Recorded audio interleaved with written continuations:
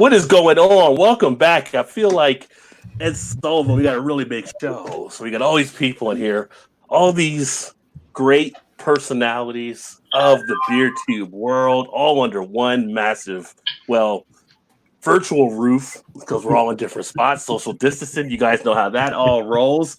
But of course, myself here, Rajay, very, very, very happy to have Matt here from Massive Beers. Massive Beers. I can't even talk right now, man. I'm so happy to have you here. Who's definitely like the OG on the panel. My wiener's hard too, Rod. Doing it for so we'll be talking wieners and everything, right? So we got him in the house. If you guys haven't checked out Massive Beers, we'll get into it because you definitely want to check out his channel, stuff he's doing. We've got Greg in from Daddy Porter. The things he's doing, a little more, I think, newer out there, but he's blowing up with the YouTube channel. He's got the Facebook page. So we're going to get into different stuff there with the groups that he's doing.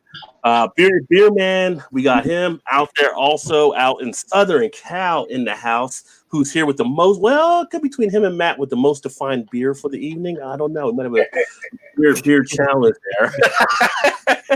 And not to be undercut from a we have Mike from Beer Chugs as well. So nice, clean cut beard right there. And of course, speaking of clean cut, we got Kyle from No Hype Beer Reviews as well, also in the house. And today is National Beer Day.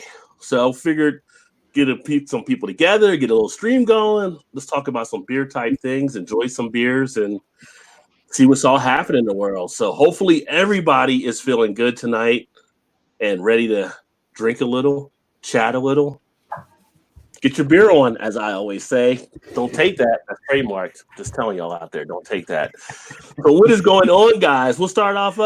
Matt, what did you bring to drink tonight? What are you drinking on right now? I brought a couple different things just because typically when I do any of this stuff, because I only do like beer reviews like maybe twice, maybe 3 days a week.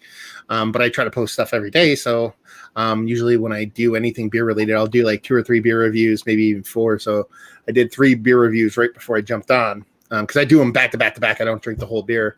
Right now, I am drinking a black lager from Florida called River Lager. Get it? It's a lager that's called lager.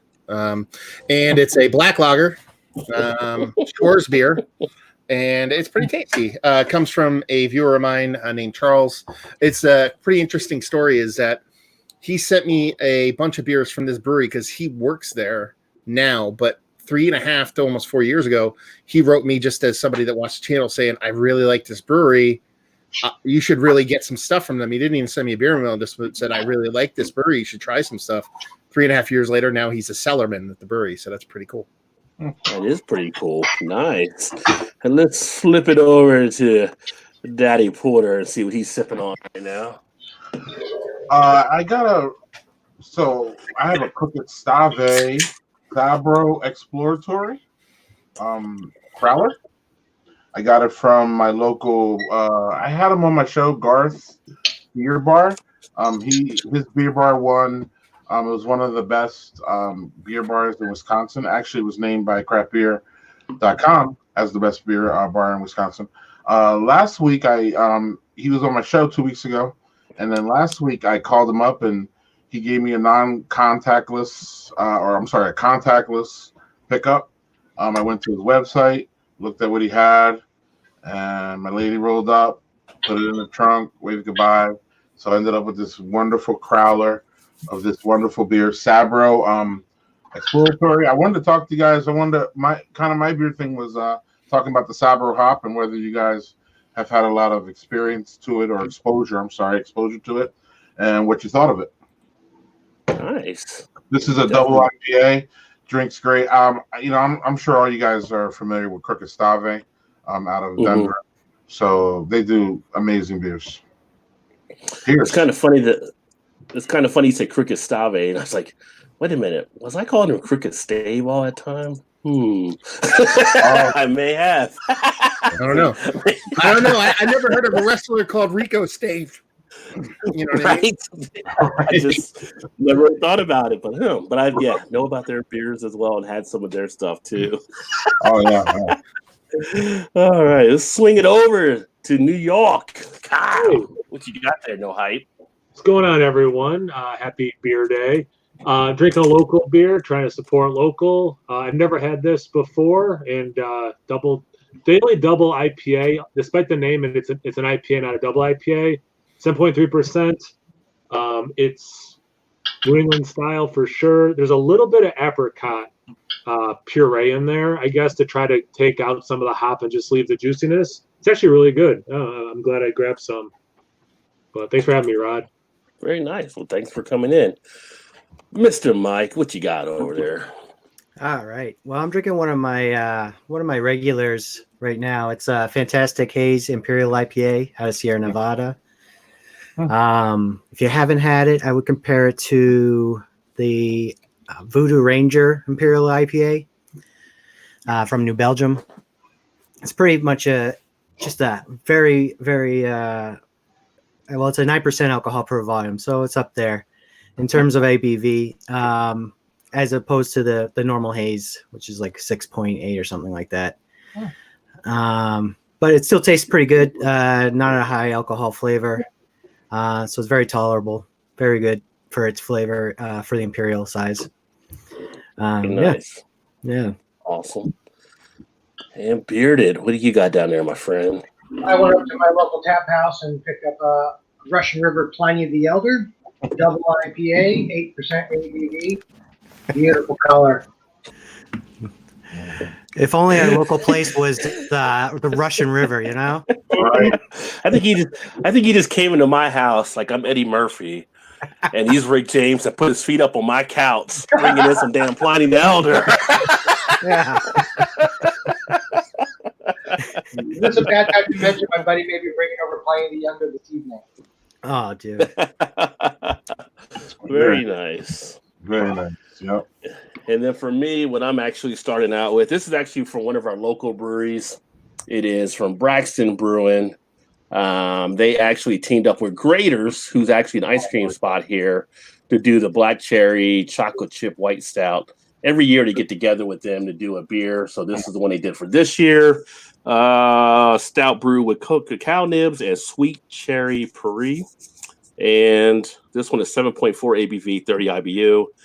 Pretty smooth. It says decadent dessert beer crafted in perfect harmony with notes of luscious black cherries and creamy dark chocolate and indulgent medium body white stout, delightfully reminiscent of the classic chocolate covered cherry, which it does deliver in that regard. So the look of it right there. Let's see. It's got like a nice color on it there. But yeah, it's pretty decent. It's kind of for it to be like kind of a stout, it loses its head rather quickly though. So, but it is what it is. It is tasty. Hey, I know we talked about Kyle's clean hair, but does he have clean glassware, Kyle? Me? Oh, it's kind Yeah. of you got a little dirty glass mafia happening there? Look at that. Look You how make clean sure that they is. get proper clean Are we going any glassware. closer to the examination? Put me on blast in front of everyone. Cue the DGM music. I'm drinking from a can today, so you know. It's a nice glass though. No glass mafia. Yeah, right. Yeah. And it's kind of funny seeing Kyle right there because like Matt's in his where he's got the beer stuff behind, but Kyle usually shooting where he's got his beer bottle, so he's kind of in a different room chilling right now. Yeah. Keep Yeah. on our toes. So let's see. Talking about beer. Anybody got a topic they want to throw out there first before I throw anything out there? It's all open discussion. So whatever you guys want to get. I know Greg, you were mentioning about the hop. You want to throw that out there, and I'm not as familiar with that hop, and I know some of these guys may be. I mean, I'd like to talk about the difference between the old North American Free Trade Agreement and how tariffs in America and Mexico are going to. No, seriously, let's talk about something. I'm going to turn that over to Kyle since he's a teacher here. You've been reading your Gordon Wood, huh? Your Harvard Buzz. Like, I didn't sign up for I'm that. out of it. I'll sign in at the War of 1812. That's when I'll make my approach. Well, no, Greg, you were mentioning that hop you had mentioned. Yeah, Sabro hop. It's an experimental hop, or it was, or something like that. It's if you, I didn't do my research, but if you Google Sabro hop, it really has a really interesting history as far as I believe it's out of like Arizona. They found it, and it's really fruity. It gives a real like pineapple-y, fruity, nice, hoppy taste, but not over bitter. A lot of breweries around my place or around Madison, Wisconsin, have done a lot of single hop brews with them, and it just really brings out it. What they impart is it gives you that fruit and it gives you a little bit of that hop, but it's not overpowering, and it's really nice for people who need something to slide into the IPAs as opposed to a smack in your face, which I like all the time, but that's not everybody, So I really love the smack in the face hop, man, I really do. But I can appreciate when there's IPAs being made that are more approachable, and especially the session IPAs I love, especially one with some good flavor. So. I didn't know if any of you guys were familiar with the Sabro hop or wanted to jump in about it. There's a lot of breweries that I know have been messing with Sabro for a bit. One of the original ones that I had, and honestly, they're by far and away with one of the first breweries that I ever had anything with Sabro from, and this is going over a year ago, maybe even 2 years ago. There's a brewery out of Chicago called Hop Butcher for the World. They experiment with hops like crazy. They were actually using Sabro when it was quote unquote experimental, when it was just a number. Typically when you see a hop and it's like XC5-347, that's the experimental stage, and then it becomes once it becomes named, then it's not experimental anymore. They went from when it was a numbered hop to that, and they've used it. Like I probably had just from them alone about 10 to 15 beers with Sabro in it. And they've used it anywhere from like a 4.5% pale ale to like a 10-11% triple IPA and everything in between. It's a cool hop, man. It's cool. I mean, it's one of the only hops that really kind of like expressively gives out a lot of coconut vibes, which is like one of my favorite things when it comes to beer in general. It's my favorite flavor when it comes to barrel aged beer, and just to see it kind of present coconut is really cool.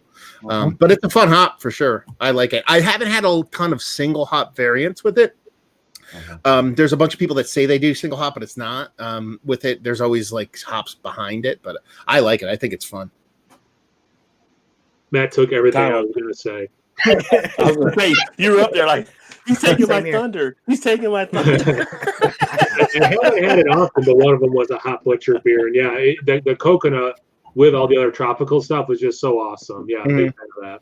Yeah, they did a beer called it might have been the first one they did it with when it was called Sabro. It was called Watch for Falling Coconuts, and it was just an IPA. I think it was a single IPA, like a pale ale actually, with Sabro. But it was like they were doing like kind of like a Mai Tai, like coconut Mai Tai thing, but like it wasn't there was no adjuncts in it. It was all like core 4.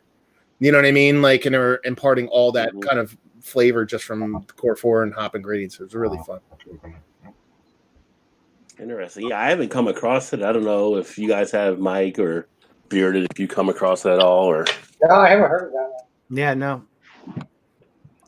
Can't Wow, say that is the fun of the beer world, though. You're always finding new things out there for sure. Right. Absolutely. Right. Yeah. Here on the west. And let me grab some of the people here because I love my commenters. They're always chatting in the chat, so I always got to get them in as well. Bart Robinson said, "Cheers, Rod." He has a 30 packs of Coors Extra Gold stocked up. Hope you're safe and well, and am doing well. And you're like Smokey and the Bandit hauling that Coors, my friend. Yeah, there's the high life. Yeah, right. All beers around the world, son. The Miller High Life. Champagne and beers. Hey, Ron, here's a And then we got- what are you guys doing as far as how are you procuring your beer in these times? Are you doing it differently? And then you guys have delivery to access to you. I told you about my contactless pickup. Yeah. What's going on, guys? Well, are you going? Well, for me, the stores are out there, the curbside, the call-in, but my beer cellar was made for times like this. So it's not like I have to go anywhere because I've got enough here that I can actually go down to and pull from rather easily. But there's a few places you call in or you go online and order and go pick it up. One of our places, the Party Source, they're actually delivering. So you just go online, order what you want, and they'll just bring it to your house, sit outside for you, let the coronavirus die away for a bit, bring it in, disinfect it, and you're ready to rock and roll. You haven't been to Jungle Gyms lately? Is that what it's called? I have not been to Jungle Gyms lately. Jungle Gyms just actually today, the Ohio governor put in force where they have to go to like half their capacity in spots. So it's funny you mentioned Jungle Gyms because you guys have seen the video when I've been to Jungle Gyms. They were going to go by what the capacity was under the governor. They realized their space was so big, they could have like 2,000 people in there or something. They're like, no, this isn't going to work. So they cut that down like in the fours. Like, okay, we're going to let 250 or so people in the store at one time. They have people that are counting the people as they come in and stuff like that. They got to wait for people to come out before they. And if I go to Jungle Gyms, like a lot of beer drinkers do, I'm sorry, you're going to have to wait a while because you got all this beer. You got the taps that are there. If people decide they want, I don't know, they're serving taps right now. Like if people want a beer there, they may not be like, hey, just buy and take what you got to go. You got the cigar section in there. You got all kinds of food. I mean, you can go in there and be there for 4 or 5 hours. That's a long time to be in line. I've never been in line 10 minutes at a bottle opening. So to me, it's kind of crazy right now. But having a beer cellar, like I know Matt does, I know Kyle does, it kind of like, yeah, you don't have to go as far as you think. You know, you got some time. I don't know. What about? I don't know. The thing with me though is that like if I'm gonna drink some beers, man, I kind of want to drink a couple. And the beer cellar is usually 11, 12, 13% beer. You know, I don't want to be. Don't get me wrong. I want to drink 5 of those, but I shouldn't because science. But fucking. Yeah, no, it's cool. Yeah. I mean, for those that don't know, in the state of New Jersey, it's one of the most restrictive places in the whole country when it comes to breweries and beer. We actually weren't allowed to really have a brewery until like 2013. We have like there's more people in New Jersey per square mile than anywhere in the country, and we only have like 120 breweries. So you can't even like put a bowl of pretzels on a table in Jersey. You'll get shut down. Like it's crazy the laws here. So oddly enough, they've changed. Like they've pulled all the laws down. So it went from super restrictive to now like breweries. Like I got a delivery from a brewery, came right to my house. I called them up. I said, give me this, this, and this. 3 hours later, somebody dropped it on my front porch. I didn't even talk to them. I paid over the phone. He dropped it on my front porch. I grabbed it, put it in there. I ordered from a local beer store. They're I have to go pick that up, but it's curbside pickup. I just pop my trunk, they throw it in, I drive off. And probably the coolest part about it is that in the state of New Jersey, you're allowed to what's called self-distribute, which means that you don't have to sign with a distributor. You actually, as a brewery, you can drive and distribute to distributors. So what a lot of breweries are doing is if a brewery is like 3 hours away from me, they'll actually deliver to my house, because what they'll do is they're like, okay, we'll deliver to you on a Wednesday, because they have to come up here on Wednesday to deliver at the local distributor level. So they'll be like, take a bunch of people's names down, and while they're up here, they'll come to my house. So it's not even just like super local people that'll do it. That's it's nice. Like people from outside of the area. So it's actually gotten way easier to get beer, which is dangerous and delicious at the same time. I grew up in New Jersey, so I know exactly what you're saying. But I just think all these adults are looking out their window like for the beer man, like kids looking for the ice cream man.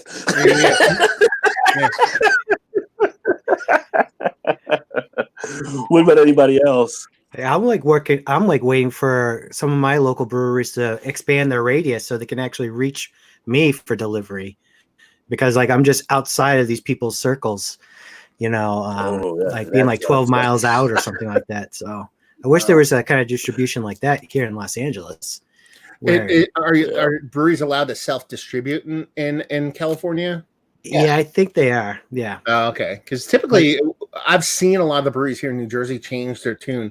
Like they'll be like, okay, we won't go this far. And then every week they go a little further and further and further, because they go, well, they start realizing they're going to be in that area anyway. Why not fucking drop it off? Yeah, that's what's been going on. You'll see like they started off with like 3 mile radius, then 6, then 8, and now they're like, some of them are up to 12. I mean, I can get some beers from some breweries, but there's some other breweries I'm waiting for that I don't have to drive all the way out to get them, but they have the pickup. You're in LA? It's not a big deal. Yeah. Yeah. You see, that's the thing though. Like I'm in Jersey. I'm 60 miles away from New York, and it would take me 60 minutes to get to New York. Yeah. You know what I mean? 60 miles for you is like an 8-hour drive, probably. Yeah. Well, not now though. Not now. They can actually see the pavement. They can actually drive out there. It's true. Some people are just driving just to drive because they've never driven before. Slightly not as bad. Yeah, it was kind of funny. Like people talk about nobody can drive right now, and gas is at all-time lows. But yeah, you can't go anywhere. Mhm. And then shout out to Vanessa to say hello there as well. And Beer Man, that when you guys said happy beer day to everyone. Erie said, "What's up, everyone?" So Erie is the #1 fan of the channel. Always great to have her here. Let me see. Let me go back up here. I missed Ron Sutton. He's got a 30-pack of hams. We got the 30-pack of hams and the 30-pack of Coors, kind of in a showdown. And I'm glad you actually mentioned about having some other ones because a lot of my beers in the cellar are high ABV as well. But I just realized in the other fridge I got like a, and don't boom me in there. But I got a 6-pack of Natter Day. I like the Natter Day as it warms up. It's kind of won me over last year. So I have a 6-pack of Natter Day in the fridge, in the other fridge, because we can't go with the other beer. Got to keep them separated. Yeah, I can't imagine that there's too many session beers in the basement, right? Right, no. Well, my second beer is Avery's Oakland Jacobs Stout. Enough. If you want it enough, everything's a session beer. Right. Yeah. Whiskey's a session beer if you want it to be hard enough. Come on. Now. Yeah. I understand. I was close how you want to your next day to be. I was close to getting another Fruitful Fort, and I'm like, no, not again. I'm not drinking another Fruitful Fort tonight because I will feel that in the morning. So I got like 12 of those down there now. 2 cans of coffee for Erie. And Todd says, cheers all. And Coors Golden is a good value, Ron has said. Scrolling down. Just going to skip through some of the hellos there. Bart said, absolutely. As well, got Keaton in the house. What's going on, Keaton? So what's up, Rod? Keaton is my young Mountaineer alum down at WVU who's actually learning from home now pretty much because all those universities, they've shut them down for the most part. Daddy Porter said, thanks for having me on. Definitely, my friend, definitely. We got the UK representative. We got Craig over at Kent Beer Reviews. Cheers, Rod and panel. Craig is a Nighthawk, so he's up into the wee hours over there. And hopefully things are getting better there in the UK for those guys as well. Vanessa said hello to Bearded as well and to everybody else here. And see, Bearded was saying cheers all in the chat. And Bart said all well here so far. Rod, thanks, definitely. Swami's in the house. Malted in Montreal says hello. Malted, definitely. If you guys are looking to find out more about whiskeys, then I would say definitely check out Swami on his Malted in Montreal channel. He does a lot of stuff there. Eclectic Beard, Alan's in the house, who is the other half there with Erie as well. Cheers, my friend. Good to see you. Another great channel, especially if you're into a lot of the he does a lot of music reactions, tech. He had a big hit with his Tesla video when they brought up the Tesla truck. So if you like some of the electronic type stuff, I would definitely check out Eclectic. Malta said, who's on the panel tonight? Well, it is myself, obviously. And then we got Massive Beer Reviews, a nice beer channel. We got Daddy Porter, another nice beer channel, Beer Man, Beer Chugs, and No High Beer Reviews. All nice beer channels there. So everything is great. As Trump would say, we got the greatest. We got the greatest. What up, Swami? And let's see what else we got here. Shit, that's a monster neck beer. So it's impressive. Bearded Beer Man is impressive with the beer. Let me see. Scrolling down. Just gonna kind of skip through because I get everybody all caught up here. Said, ooh, Choco covered cherry stout. I must hunt that one down. Well, this one is hard for you to get up there, if not pretty much impossible, because they're pretty much local and regional. Here out of Northern Kentucky, like they cover Ohio, Indiana. I think they're down in Tennessee. I think they might be getting into Pennsylvania now, but they're not up there to that point yet. But I do like some of the beers. I do have that chocolate covered cherry style, which there are some other breweries I've had that we can talk about that as well, probably. Holy crap, got some heavy hitters on here. Got Massive and No Hype. Oh, shoot. Bringing the heat tonight. You do it says, I know you're the beer guy. Yeah. So we were messing around Instagram earlier, one of the chats. No, I don't Instagram, on Facebook when their StreamYard thread, actually.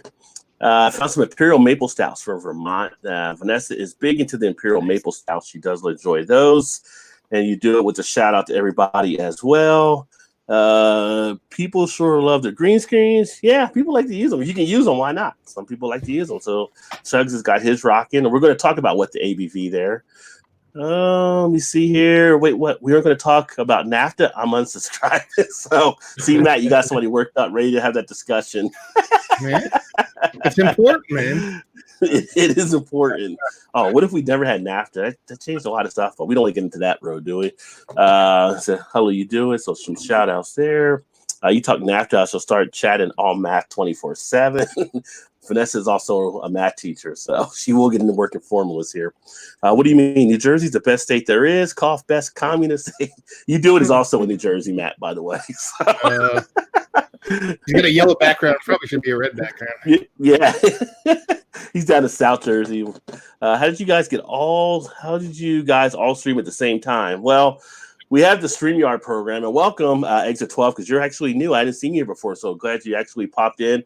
And basically got these guys. I reached out to get everybody all collaborated here under one thing. And time to time, I like to do these things on the channel. There's also other things I like to do. For instance, that I haven't done well with Matt and Greg and Bearded and Chugs, but I put up like spotlights, right? So we did a spotlight with Kyle No Hype Beer Reviews to kind of talk about his channel, and that's also a fun thing to do. But yeah, we can stream all together here under 6 of us here. And tomorrow I'm going to actually debut. I don't want to give it away yet, but I'm debuting. I call it like Tech with Beer. I'm going to have a beer. Sometimes I mess around with tech stuff. A new system that I found out that you can use that's going to rival StreamYard, where you can actually get up to 8 people and you can feed it through OBS. So then you can actually add sound effects and graphics, all kinds of stuff from your OBS, and everybody's streaming under one thing. Well, I think what he was asking is the actual science behind what we're doing, like not the actual the background behind it, which honestly, it's magic. That's how we do it. Just to cover it, I think that's what he was asking. So it's black magic, but it is. I'll say in that case, we're all Harry Potter fans, and that's how it works. Well. You do it said exit 2 New Jersey Turnpike and exit 4 GSP in the summer, except maybe not this summer. Who's coming out with the new COVID summer beer? There actually has been breweries I think that have kind of tried to mess around with some stuff, and I think it wasn't well received. I saw some things on Twitter where there were some people that came out, and there's like one of the Twitter things is the worst beer blog, and they always like track bad stuff that happened. I think they caught a couple people that were like, "Really, you want to go with that?" They kind of one of those places is in New Jersey. Yeah. So what do you know about that one? Then? Oh God, they're horrible people. Do you want to expand or? It touches on some politics that I'd rather not talk about. We're talking about beer. Collected said 1507. Y'all be slacking. Well, thanks, my friend. Yeah, thumbs up are always appreciated. And Cutie's in the house. And cheers, my friend. Everybody says hello to him. Great guy. Let's see. What's up, Matt, with 1 T? Brandon says. Son. Yeah, me and Brandon go way back. Vanessa says New Jersey, the exit state. What exit do you live by? My favorite was exit 2. Yeah, that's something you grew up with New Jersey that Matt knows. You do it knows. Kyle, you maybe know because you probably have friends out in New Jersey. Like everybody always said, well, what exit are you from? Well, that's the weird part about me is that because I live in the middle of nowhere, I live in a farm. So when I tell people like when people watch my videos, they're like, "Where do you live?" Like Oklahoma. I was like, "No, I live in Jersey," and they're like, "Why you got to be an asshole and lie to me like that, you piece of shit?" And I'm like, "I'm not, dude." I'm like, "I live in New Jersey. It's called the Garden State, man. Just I live in the western half. What do you want?" Well, that's a funny thing because when I grew up in New Jersey, I grew up in South Jersey, which has a lot of farm and rural community. Actually, where we lived, there was a lot of farms, and people just have a vision of it being everything's Newark. Everything is just like cement everywhere and factories and nuclear plants or something. So it's like, no, we actually have farms. We're like known for like the Jersey tomatoes and different stuff up there from the farm. So it's kind of like people do get surprised when that happens. Vanessa said her green screen would show an automated blackboard because chalk and talk is best. She's really into math, fellas, just so you know. So, if the wife's gonna be black magic, that's racist. I'll wait for your thoughts. Right? I was waiting for that shit. I'm actually very sad that it took about 3.5 minutes for someone to respond. Taylor can get a little bit sharper. Get out your fucking stone, sharpen it up a little bit. Well, that only took. That's only because it took me a while. It took me a while to get down to the comment. It just took me a while to get down to it. That's why it took so long. Nah. Cutie was probably right on it I at was the time. watching. It was 9:00. I said that comment well before 9:00. It's chartreuse magic. Is that better? That's the Garden State Parkway. How fast can you drive to the toll booth and yet still chuck that token into the basket? People do fly through some of the tolls there. But someone mentioned a token. I mean, is this going to become a racist podcast? A racist thing? A token? Black magic? Ugh. When will it end? When will it end? So let's see. I know we talk about beer. Like, what are your guys? Some of your favorite styles of beer? Like right now, we're breaking into the spring. The warm weather's starting to hit, although we can't go past our front or backyards. What beers are you looking forward to? I saw one that I usually like to drink, which is the Bell's Oberon when his wind breaks. Shout out to the Beer Patrol because I know you hate Oberon. Or he says, I don't hate it. I just don't like it as much as everybody else. That's what Joe says. But that's one to me that signifies the beginning of spring that I kind of like to sit back and enjoy. What about you guys?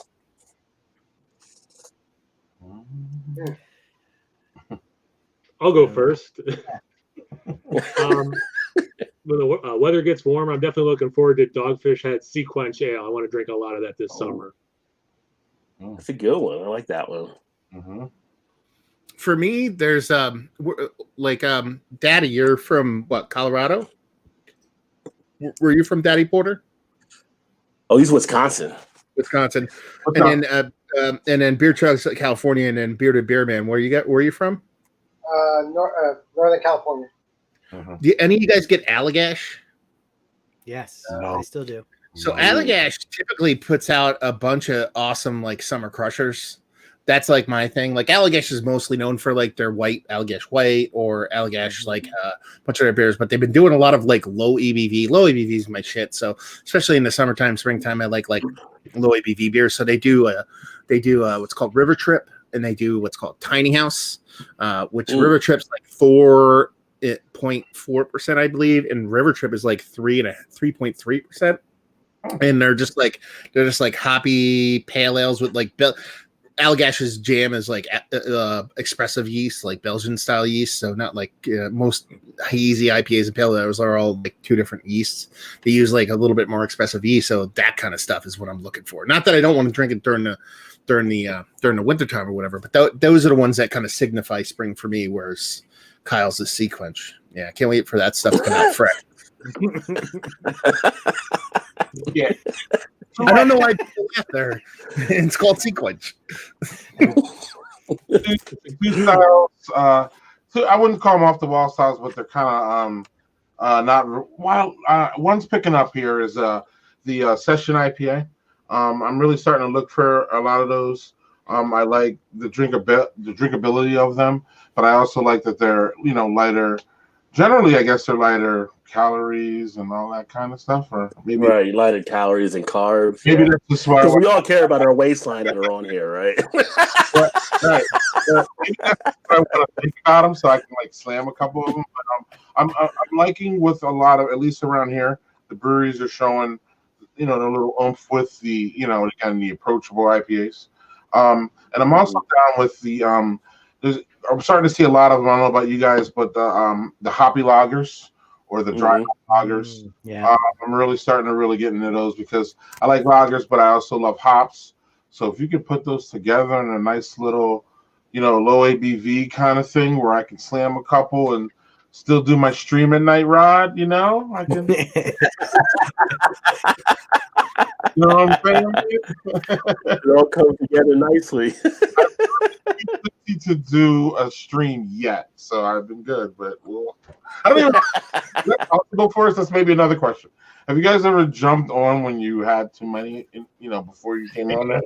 You ever do that on purpose? I mean, no. I mean, the party was already going, and you get in or something like that. There's a lot of times I've done it before, like on a few where it's kind of like I wasn't going to jump on, and then I'm in the comments and they'll say, "So why don't you get on here?" and blah blah blah. And then I jump on there. It's kind of like it is what it is.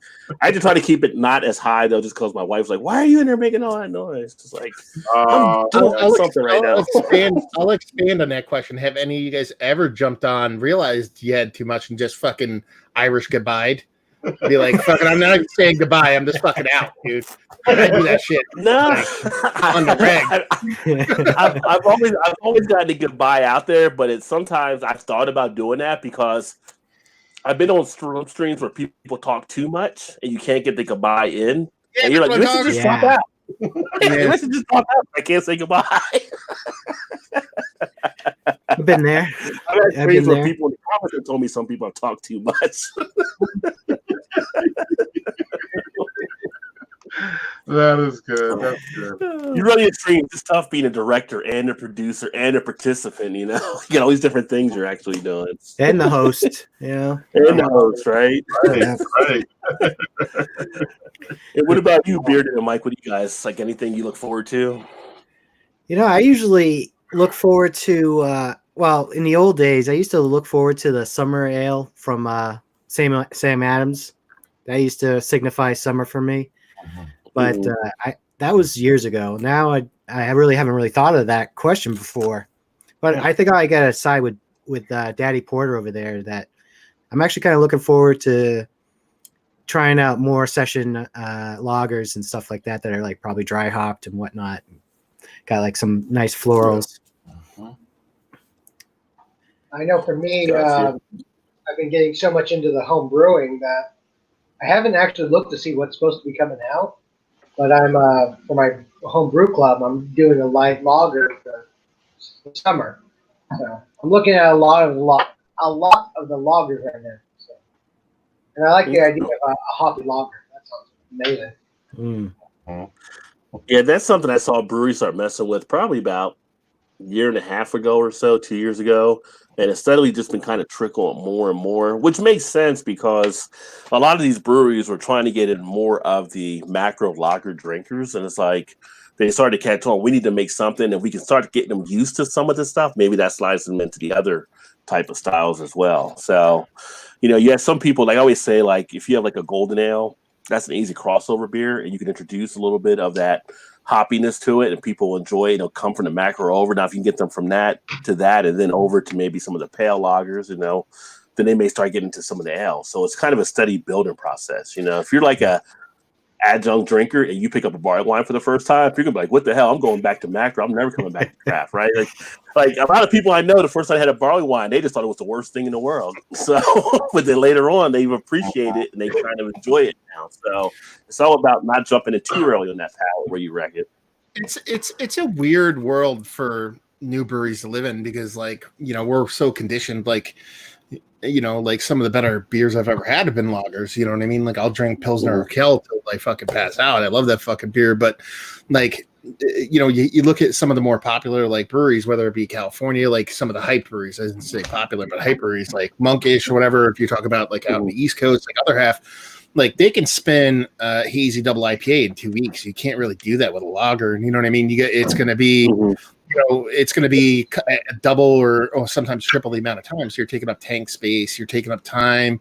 Sure, it's less ingredients, but time is money. So if you have these breweries charging $18 a 4-pack and they're spinning them every 2 weeks, as opposed to putting a dry hop lager out that they can't charge $18 for a 4-pack, they have to charge they should charge less than $10, but they charge fucking $14. They're losing money and it's taking more time. So you see bigger breweries doing it, and it's great to see it. But some people do it really well. Up in the Northeast is a brewery called Jack's Abbey. I don't know how far their reach goes, but they're probably one of the better lager producers in the country as far as on a micro level. And they do a lot of hoppy lagers. They do hoppy imperial pale lagers and IPAs and stuff like that. And they do a really good job of it. But it's cool to see it coming back because it's a great style. Yeah. Yeah, I had one of their Baltic porters that was fantastic last year. Yeah, Framing Hammer.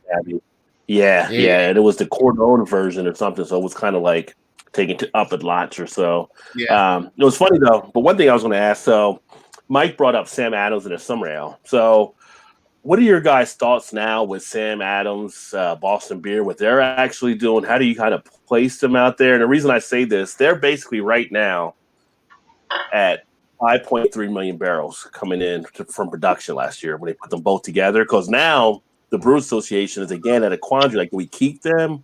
Do we move them again? You know, what do we do? Because remember, they moved it from 2 million to 6 million. And a lot of people said that was because they wanted to keep Sam Adams as a micro craft brewery. I mean, do you guys still consider Sam Adams down that level? Or do you kind of see them really, we're just playing a game here. They're really bigger than that, but we're just not pushing them over?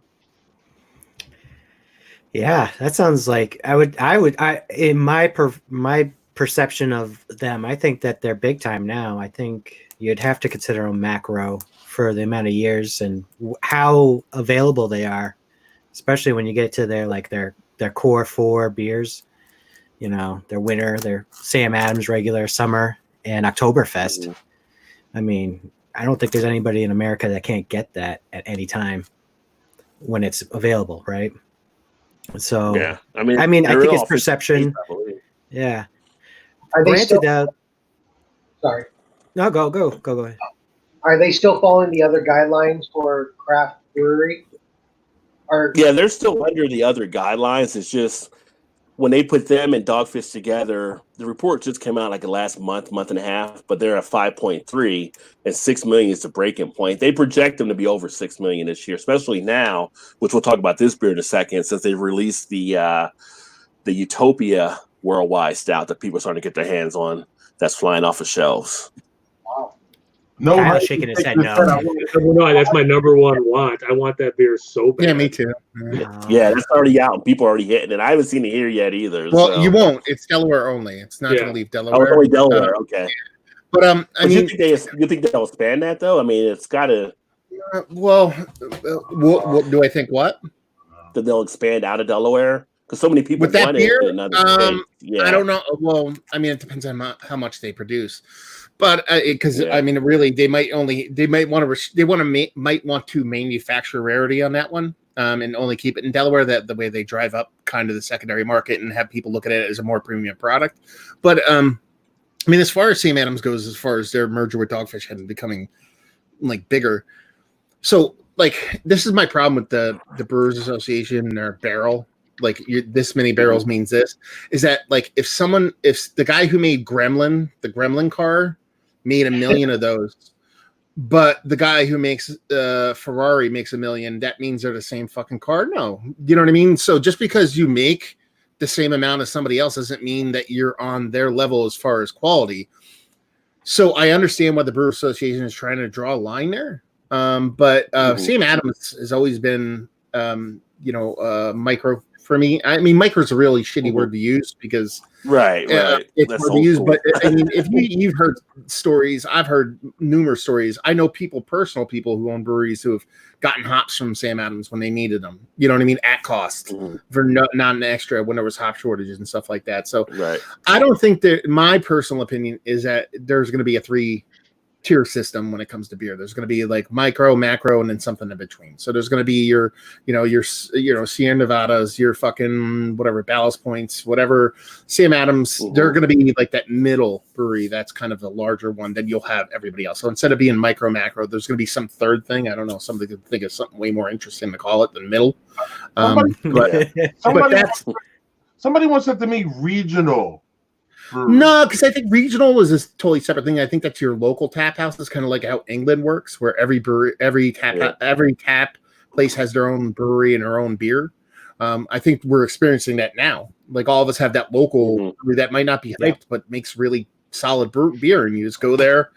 Not for all of us. It's not Russian River, but you know what I mean. Like right. It's some kind of regional thing. But I think there's going to be that 3-tier system. Like you can Bell's, Founders, all those breweries that Lagunitas, even though Lagunitas is Heineken, and Founders with fucking the Spanish owned conglomerate. Like there's going to be some middle corporation, you know what I mean, that is, or middle level, like middle class, like upper lower middle class.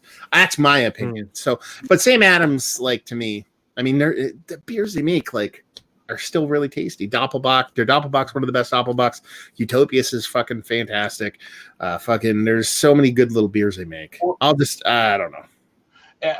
Is there a difference between economic macro and like ideology macro? Because I don't believe they have the ideology of a macro, but they clearly have the economics. When, if I'm not mistaken, they're the only craft brewer that has their own stock. I mean, Boston Beer Company. I know that there's Craft Beer Alliance and all that, but I mean, AB and Bev have their own stock. Yeah. Well, they were always Boston Beer Company. It was just that the Sam Adams name was for their beer. I don't know if they've really ever really been a craft brewer for a long time, is what I'm saying. Well, now, ideology-wise is a different thing. Like the way that their CEO and that their board thinks. They see themselves as a craft brewery, I think, the way they do stuff. They operate like a craft brewer, in my opinion. Well, to speak to the acquisition of Dogfish Head, which is what Rod was kind of alluding to, is that going to push them over the edge of being a non? Right, they're looking at all the barrels. That actually helps them. It actually helps them. Well, not with the Brewers Association looking at. They're looking at them getting the additional barrels from Dogfish. Now, again, this is off the Brewers Association. They're counting barrels. That's why they're saying. Well, no, because the reason why it helps them is because of this. Is because Sam Adams, the hardest line that the Brewers Association has is what you're brewing. And Sam Adams was at like 49.9% of cider and seltzer. Once you go over 50% cider and seltzer, you're fucking out. They're like, you're fucking out. You're not making beer. So their acquisition of Dogfish Head pushes that number down to like 40% or 38%. Yeah. So that number, that barrel number, that can be adjusted. But so you could be like, okay, you're producing a little more because we'll move that number. They move that number. Fucking Yingling is a craft brewery for fuck's sake. You know what I mean? Like you can move the barrel number. You can use the barrel number. They are. Yeah. Yeah, they are. Brewer Association. Yeah, classification. Yeah. But if over 50% of your portfolio is cider and seltzer, there's no argument to be had there. So their acquisition that actually probably helps them in the long run. What do you think would make them like? They definitely push that back. What would you think that the line would be for them to be like a macro then? Like, would it be that they start buying out other breweries or start putting up more Boston Beer Company breweries across the country? Or like, when does it become like that? Based on the association, you could buy another brewery and still say craft if that's a craft brewery. If they're like a macro or a non-craft membership brewery, like they had, what you call them, Avery, they're not considered a craft brewery anymore by definition because they're also under Mel San Miguel, just like, was it Founders that's under them now, I think? Yeah. So they're considered not to be a craft brewery now by the association, even though you're like, well, what do I call this beer? Because it's pretty much a damn craft beer I'm drinking. And that's why some of the people in the industry now call them like crafty. They kind of just put a Y on the end because they're under a macro. That kind of says, okay, you're still a craft beer, but you're under a macro. So we're going to put you in a group over here, which is kind of funny because one of the beer festivals we did that we went to, they took all the A, B, and Bev owned ones and put them like in their own little corner section, which was kind of funny because you just felt like it was them with some, and it was like you're walking around. It's like, oh, here's Wicked Weed, and here's so and so. It's like, wait a minute, this is like all the A, B, and Bev beers. Like, and it wasn't even the best corner. Like you put them in the back corner somewhere. Like to give my answer because I'm just talking all the time now is there's an old case is from the 60s. It's like it's something Jacob Ellis versus Ohio or some bullshit like that. So back in the like 60s and 70s they were trying to define pornography and they couldn't figure it out. And the old adage that came out of that is I can't tell you what porn is, but I know it when I see it. So I think that's kind of the same thing when it comes to craft beer. You know it when you see it. So like when Rod was saying like Avery, I know Avery's still craft. I know it when I see it. There's some breweries like Goose, you know what I mean? Even you get to delineate that. Like Bourbon County is still like a craft level product, but their IPAs have fallen off so much they're probably not all that crafty. But then like the same token, you have Avery with San Miguel You could talk about like Firestone Walker and Boulevard and Omegang are owned by Duvel out of Belgium, but I never once ever think they're not craft. So the definition of barrels is probably the best line they could draw. That's why it exists. It's not perfect, but in the grand scheme of things, I think it's like, you know it. Even if they say you're not, like Avery, I don't think their balls, they don't sweat. Their balls don't sweat. They're like, we're fucking Avery. Because when people go to fucking GABF, they go to Avery and hang out. It's like the best place to hang out during GABF. Half the people don't even go to the festival. They go to Avery because they know it's a good time. And that's brewers and reps and all that shit. So they know what's real. They know what's not. And I think the people that really worry about that stuff in the grand scheme of things are like fringe consumers to begin with. So make good beer. That's all you got to fucking do. Right. People buy Bourbon County Stout like it's going out of style. So people buy Utopia. It's like it's going like and Bourbon County is a good beer. Yeah, it is. It's fantastic. Right. Yeah, and I know that's why some people have somewhat of an issue with when they see like the association come out with some of these things, and it's like you're just. Dude, what are you doing here? Like, you're just basically ripping something apart. It needs to be ripped apart. Like, if people are enjoying it, to your average consumer, they're drinking it anyway if they like it or whatever. They're not really caring about it as much. So, they put the independent label on a lot of their local, which I agree. I do like the independent label just because it shows you're supporting someone local or independent. I do get a nice feeling out of that. But at the same point, if I want a Lagunitas, I'm gonna get a Lagunitas too. I mean, talk about that. Do you care? Do you buy and not buy because of the independent label though? Not because of the label as much. I try to buy, but I know a lot of my local, so I'll try to buy local first and then independent. Like there's independents I hear about that I want to try.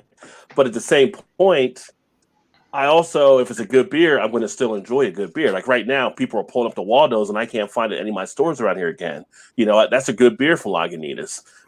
So the sense of doing local or doing independent, the local part is nice because your money's going into the community. I like to support stuff in the community. I know where the money's going. I know I'm helping out local people. But when you look at it, some of these companies are supporting it. Look at some of these big companies, what they're doing, right? So if you're drinking, like you had a Miller there earlier, Matt, or someone pulls out a Budweiser, they're still putting money out to support communities. They're helping in different situations. They're providing things when people need it too. So they may not be just directly in your community, but they are still helping. So my thing is always, I always have not been a fan of the beer snob. We have joke, we have fun, we go to each other's expense whatsoever, but it's like to put someone down because of what they're drinking. Like I hate when I see people kind of do that. Like people go to a craft bar with a friend and they'll say, well, give me like a Stella or something like that. Like, oh, these beers around here, you want them to Stella? Like, don't harass the guy over it. Maybe introduce them to something that's Stella-like, or let them enjoy the Stella and then introduce them to something afterwards, or get something where you can compare them side by side. Don't just attack the person. That's like the worst type of beer drinkers in my mind.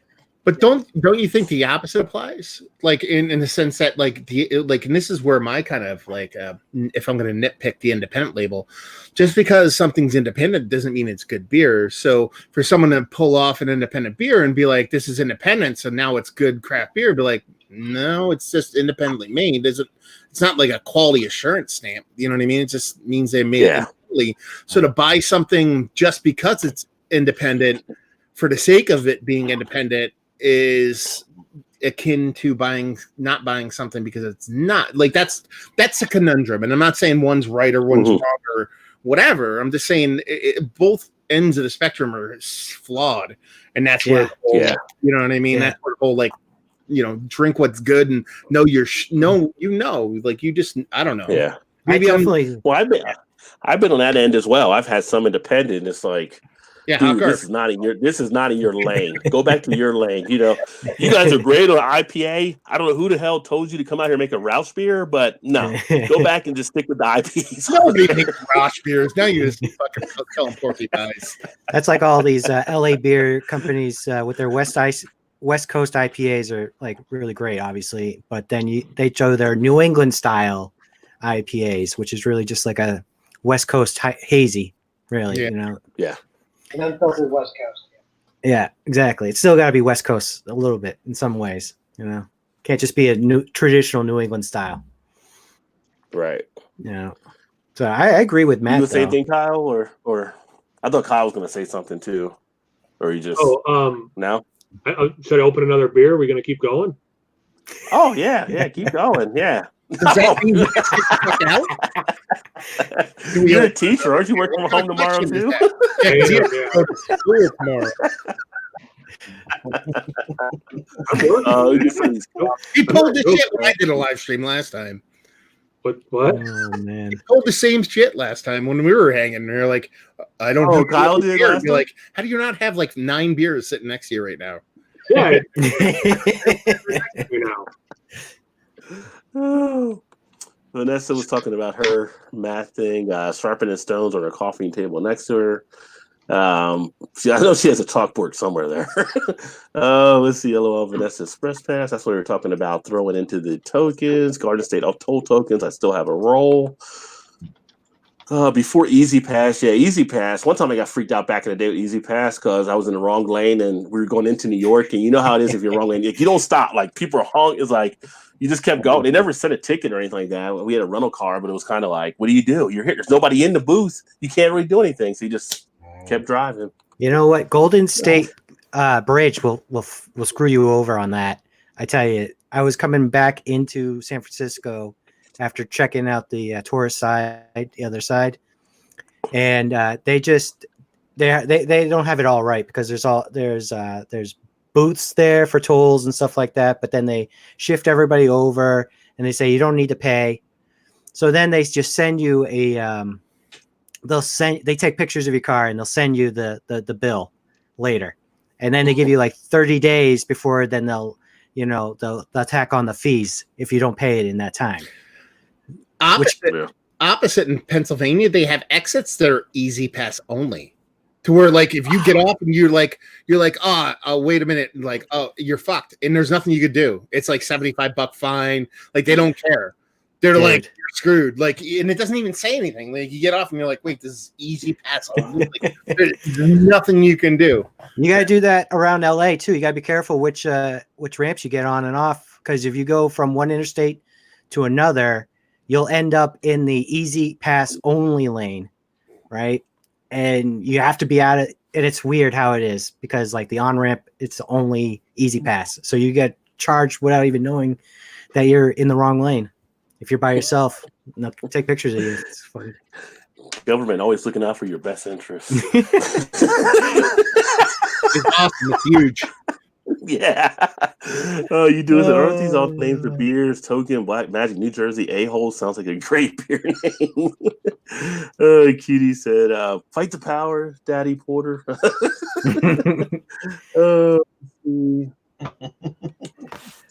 You don't think Yingling is a micro daddy? Is that what you were thinking? Like, see, we're gonna hit history here because I was born and raised in Eastern Pennsylvania, so that is Yingling territory. yeah.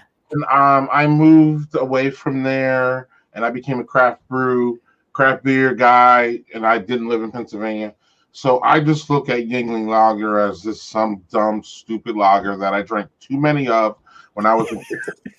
And that's really it. With all due respect, it reminds me of a headache beer. It just doesn't do anything for me. I'm sorry, but that's just because that was that time and that was the context that I was drinking it in. You know what I mean?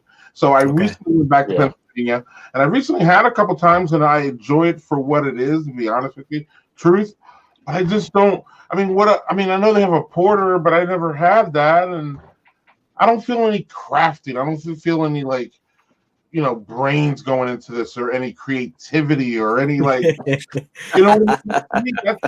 me, that's craft beer more than what how much you're selling is. And I still feel the creativity from Sam going back to that conversation. And clearly it's still there for Dogfish. So to me, they are a quote craft beer, even though they're going to be large and they have their own stock and all that other shit I said about them. But that's a great point about like bringing it back to Sam Adams is like, no matter like how many Sam Adams lagers they sell, they always got their hands into whatever the new trend is, or they're experimenting with their wheat beers or whatever they got going on. So they're always doing different things, breaking out session beers, whatever. So that's a good point. Yeah, and I like the summer ale too. Like it seems like a lot when we talk about the summer ale, there's a lot of people who knew about that beer like a long time ago. I personally came upon it within the last couple of years, and I thought it was fantastic. And I was like, bam, this is like what, like, it kind of reminded me of, yes, Sam Adams is still quote crafting. And, maybe it's not as good as it, when you guys found it, like, 10 years ago. But when I found it, I was like, oh, wow, this is nice. I like it. I really did enjoy it. So until I get to that point with Sam Adams, where I get to the point to where I'm just not feeling them trying to like do stuff, and they're just just pushing beer out. I don't know. I'm good with Sam. It's good. Well, to the Sam Adams point, I'll ask you guys this, because for the last few years, I haven't been the hugest Sam Adams fan. I felt like, for me, I found more misses than hits with their beers. They put out 60 plus beers a year, but you got to buy variety packs to try to get some of their stuff, or some of them just don't hit your area. Do you still find more hits with them than misses yourself? Like people were talking about the last one they came out with, the Cosmic Sour. Everybody I talked to that had that beer talked about how terrible it was. Mm-hmm. And it's like, why would Sam Adams even try to get into the sour area? Really? Because they're obviously trying to grow their line, so I can see why they would get into it. But again, are they just doing it to chase the trend to get a sour beer out there? If it's not going to be up to the quality with a lot of other people, why even do it? Why even mess around with it? It's like, you don't have to do that. It's kind of like, I looked at the big three when they came out last year with like the Sierra Nevada Little Hazy versus the New Belgium New Haze, and then the other one that came out from Sam Adams. Well, Sam Adams did a good job on that one, but I felt like with Sierra Nevada's, theirs was good, but it wasn't great. It was kind of like, you guys don't even need this because you have so many other good beers, but you're doing it because everybody else is coming out with hazy beers. So I don't know what you guys think of the whole Sam Adams thing, or if there's more. Do you still feel like you get more hits than misses? I guess is the question with them. Do you feel like they're throwing darts at times? I don't even really buy Sam Adams stuff, to be honest with you. Like, that's the thing, that they're not really jumping out. Right? Like they're new. Well, you have to understand first and foremost, Sam Adams refused to make an IPA up until 2.5 years ago. 3 years ago, they flat out refused. Up until they made Rebel IPA, like Jim Koch refused to make an IPA. So they're relatively new to the IPA game. And, they're New England IPA, whatever you want to call it. I'm not a big fan of it, but it is what it is. It's like almost like methadone for New England style IPA. It's not great, but if you really want to fix it, it'll get you through. But for me, like a lot of like their stuff for me when I buy Sam Adams, it's like old shit that I know is fantastic. Like a lot of their their what do they call it? The World Series, where it's their like Belgian stuff in the 750s, or their chocolate bock, or their double bock, or old Fezziwig, or like a lot of their base old beers are really fantastic. So I go back to them for classic styles, or like Utopias, you know what I mean, like shit like that, like some of their other stuff. Now, to talk on your point about the sour thing, I think the reason why they're doing the sour, it's because almost all of their big high ABV beers and their Belgian stuff have what's called Cosmic Mother Funk. That's like they're think about it like kombucha. They have like a mother barrel that like produces Cosmic Mother Funk, and that's sour. So I think they were just like, oh, we already have sour in house. We'll just start producing sour. They didn't do it previously, but they had the ability to do it. But for me, Sam Adams isn't like, oh, look at this new Sam Adams, I'm going to buy it. I'll walk into a thing and be like, look at that dusty old fucking bottle of Doppelbock. That shit's probably like 9 years old. I want to drink it right now. That's when I buy Sam Adams. Blow the dust off of it. Oh, yeah. 2011. I'll take it. Yeah, it was just one of those things that I see that pops up sometimes that, and like you mentioned, like the old Fezziwig, I've had people tell me about that, but like I don't want to buy a 12-pack of the varieties to get it because that's the only way you seem to get it most of the time. And it's kind of like, then I got like 3 Sam Adams in there. I don't want the Sam Adams lager. You keep give me a variety kit with just all variety and not your baseline to be nice just once in a while. Yeah, that would be. I don't know, Rod, man. I don't know. The only time I really grab Sam is when it's in a mix of 6, and I'm like, oh, I never had this one.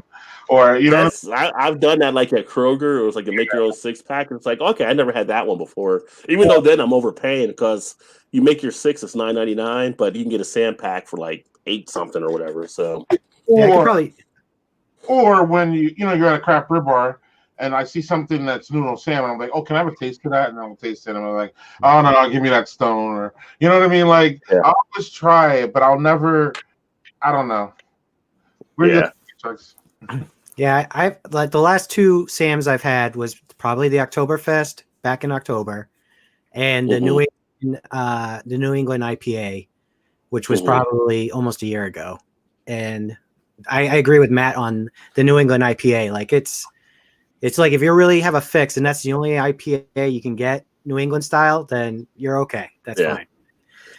No thrills, nothing exciting about it otherwise. And then Oktoberfest was pretty solid again, but that's what I've known from drinking Oktoberfest for many, many years, even though that was the first time I drank it in a few years, but still pretty solid as an Oktoberfest beer. So it's like the only time I drink Sam Adams is if I'm like at Ruby Tuesday or like airport, or like or a bocce grill restaurant where it's the best thing on tap, and I don't want one of the other ones. What were you gonna say, Kyle? Rod, you're probably on point though about like, or I don't know if you said this or not, but I'll say it and then you can tell me if you said it or not. But like, it just seems like you feel that it seems like sometimes Sam is just making beers just to make beers, like. So there's a craze out there for New England, so we have to make one just so we have it in our entourage of beers. But I think this is where another I think there's another positive for them getting Dogfish is because Dogfish is so experimental, and that's really their whole thing. So maybe the Dogfish thing can keep the people at Sam.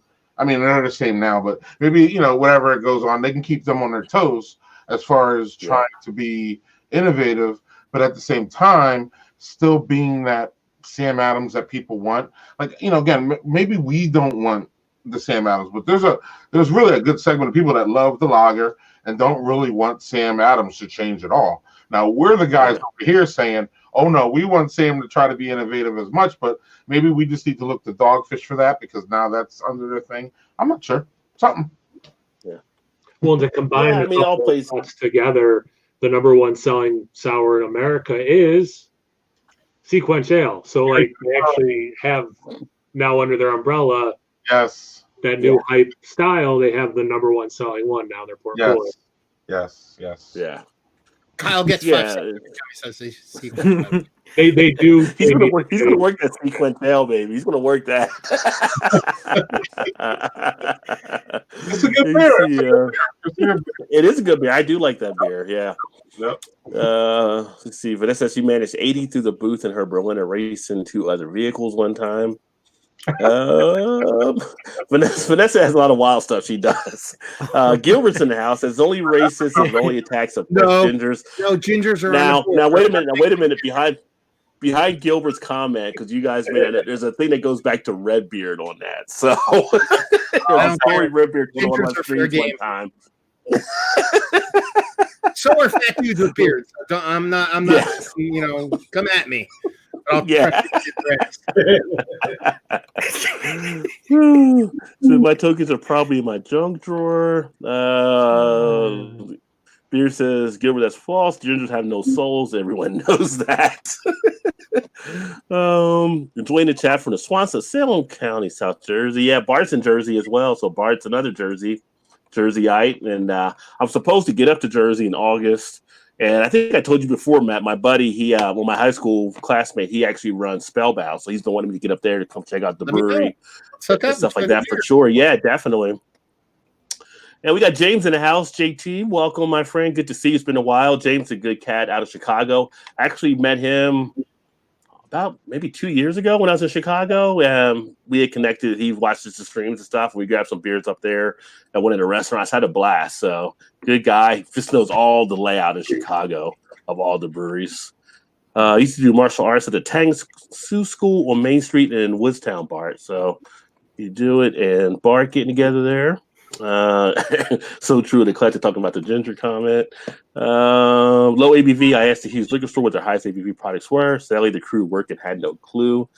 Yeah, it's kind of funny. That's the point there, right? So when you go to buy beer, sometimes you go to a place Well, ask the staff a question, and it's kind of like they're lost, and it's like you feel like you have to educate the staff. Have you ever had to be in that position? Like you have to educate them, but it's like I'm not even here working. I just do beer, like video stuff. But you should know that if you're working here. I had to do it like with bartenders and stuff when they serve stuff before. Like, no, don't put in that glass, put in that glass. Or do you guys ever find yourself doing that when you're going out or coming across places like that? It's like, definitely worse when it's a bartender who doesn't know how to make their own drinks. That's the worst.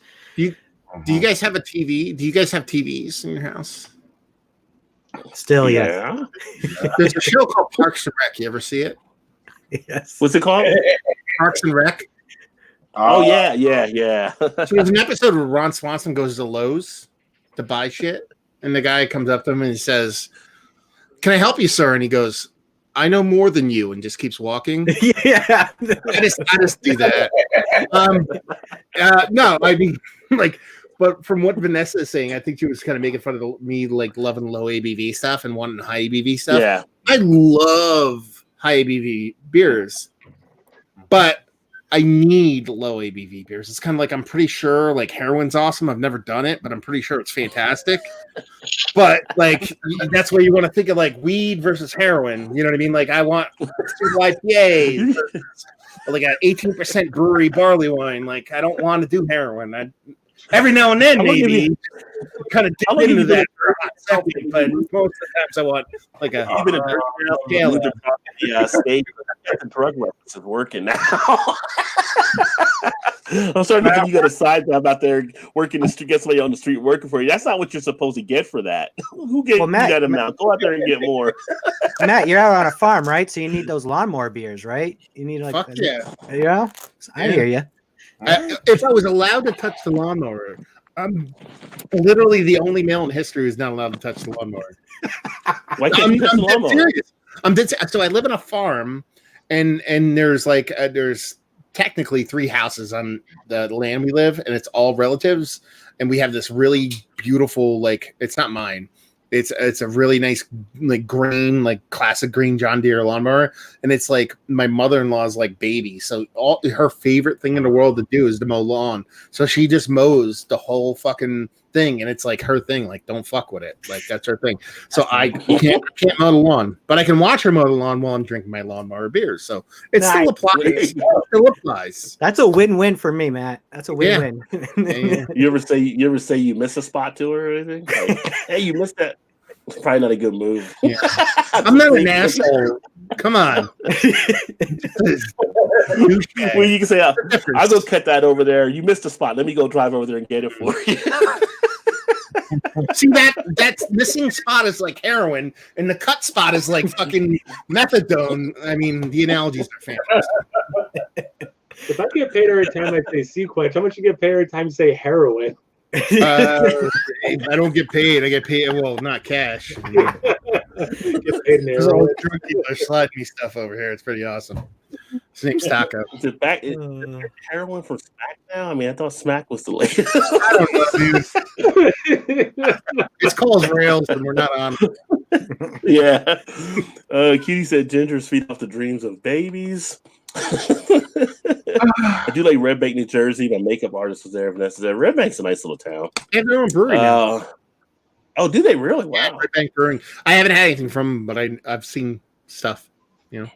Cutie asked if the BX would stop for her grocery trip and said yes, but they are rationing items. So Vanessa's actually retired military as well, but she goes to like the BX. She goes to get like her beer. She's a big fan of Guinness 4 and Extra Stout, which she gets, and also Dragon's Milk. So she's a fan of those two and stuff. And they used to get some really good deals.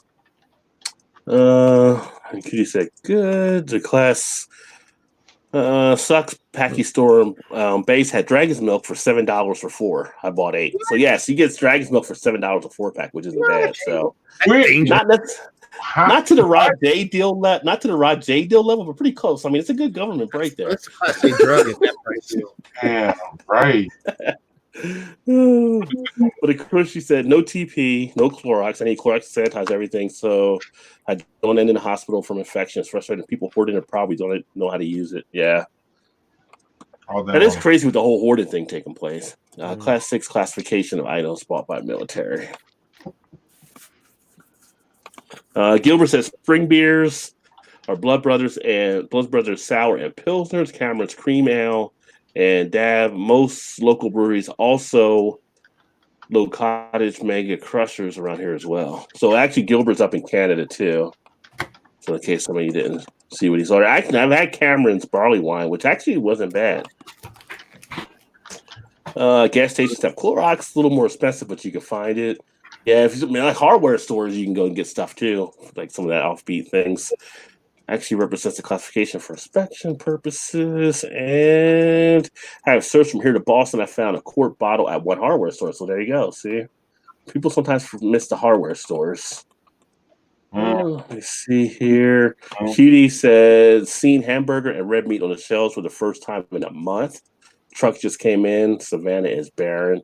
That's an interesting thing. So what are you guys seeing like in your grocery stores? Are you having trouble like seeing food, certain things not there, toilet paper shortages, all that kind of stuff? So I went to the store about 3 weeks ago, and the meat was all gone, the frozen vegetables were all gone, and the water was all gone, eggs and milk. But everything else was fully stocked. When I went last week, everything was fully stocked up except for ice cream.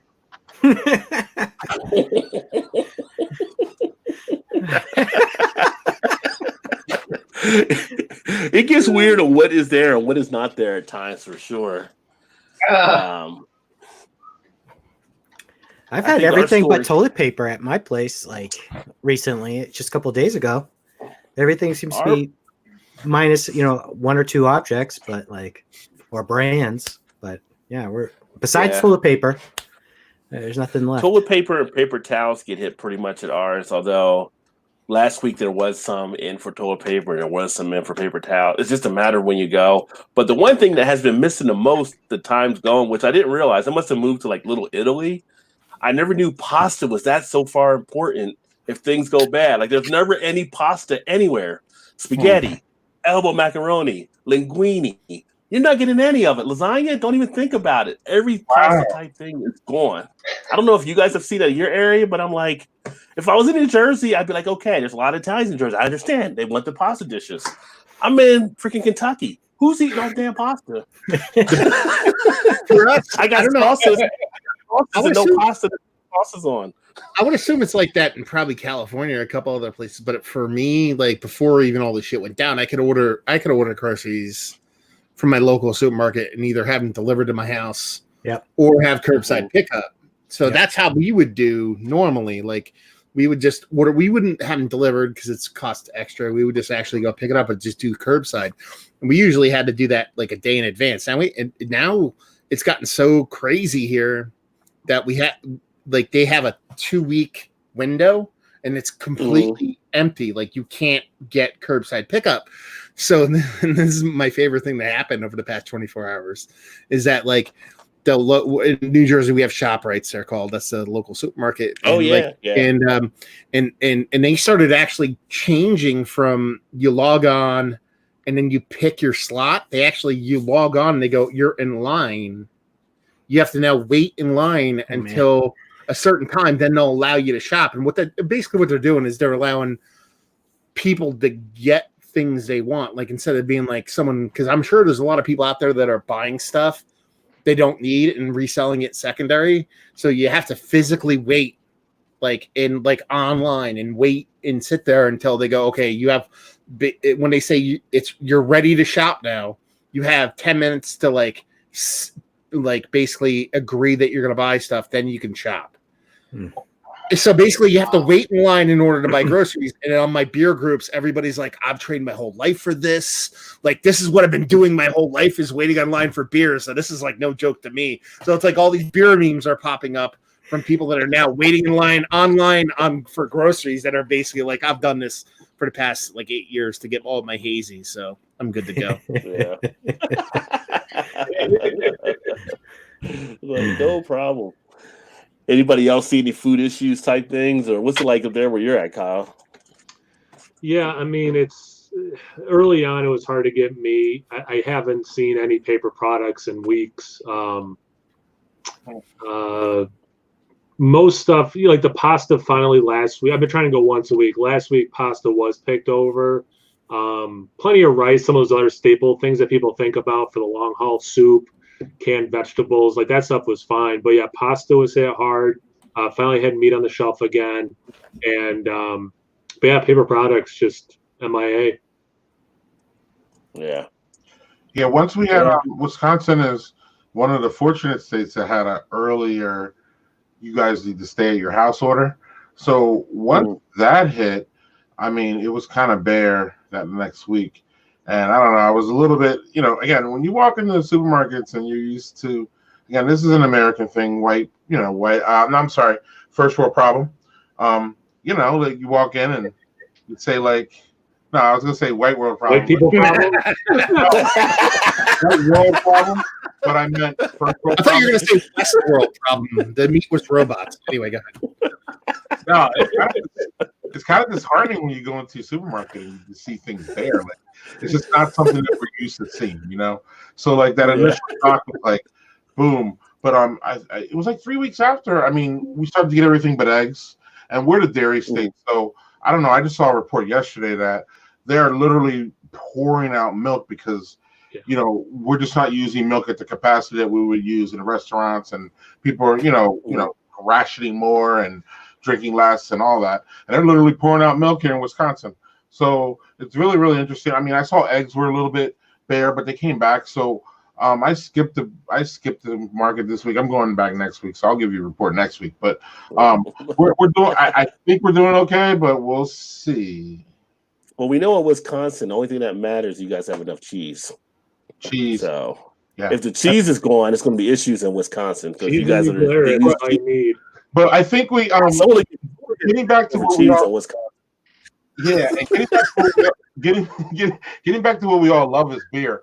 I don't, one of the persons that follow my page DM me and was like, "Hey, do you ever think we'll ever have a beer shortage?" And I'm like, I'm pretty sure we're never going to have a beer shortage because we were pandemic proofing ourselves. With the 7,000 breweries now.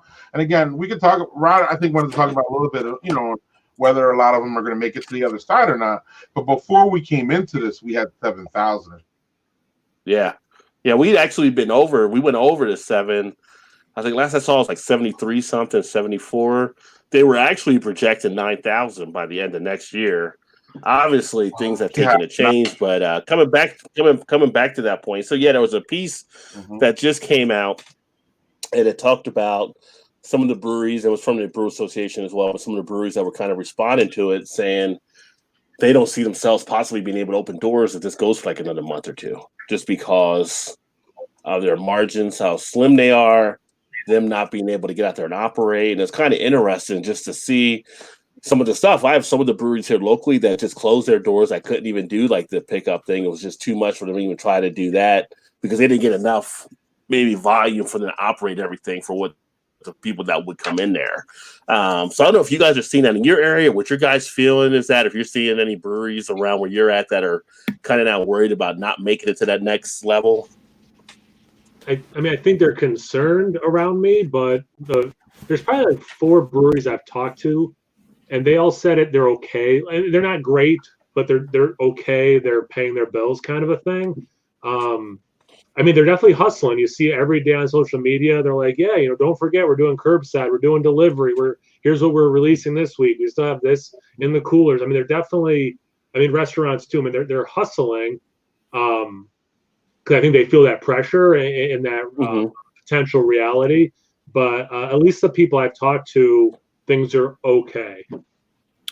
Yeah. It's hard, man, because it's like, so I'm one of the very lucky people to where my life hasn't changed all that much. Like I'm still working 40 hours a week. Like I can do my job. My paychecks come in. I have my foreseeable future is pretty solid. Like I don't think this is going to affect me all that much. And I'm lucky. I'm not saying that in a braggadocious kind of way. Sure.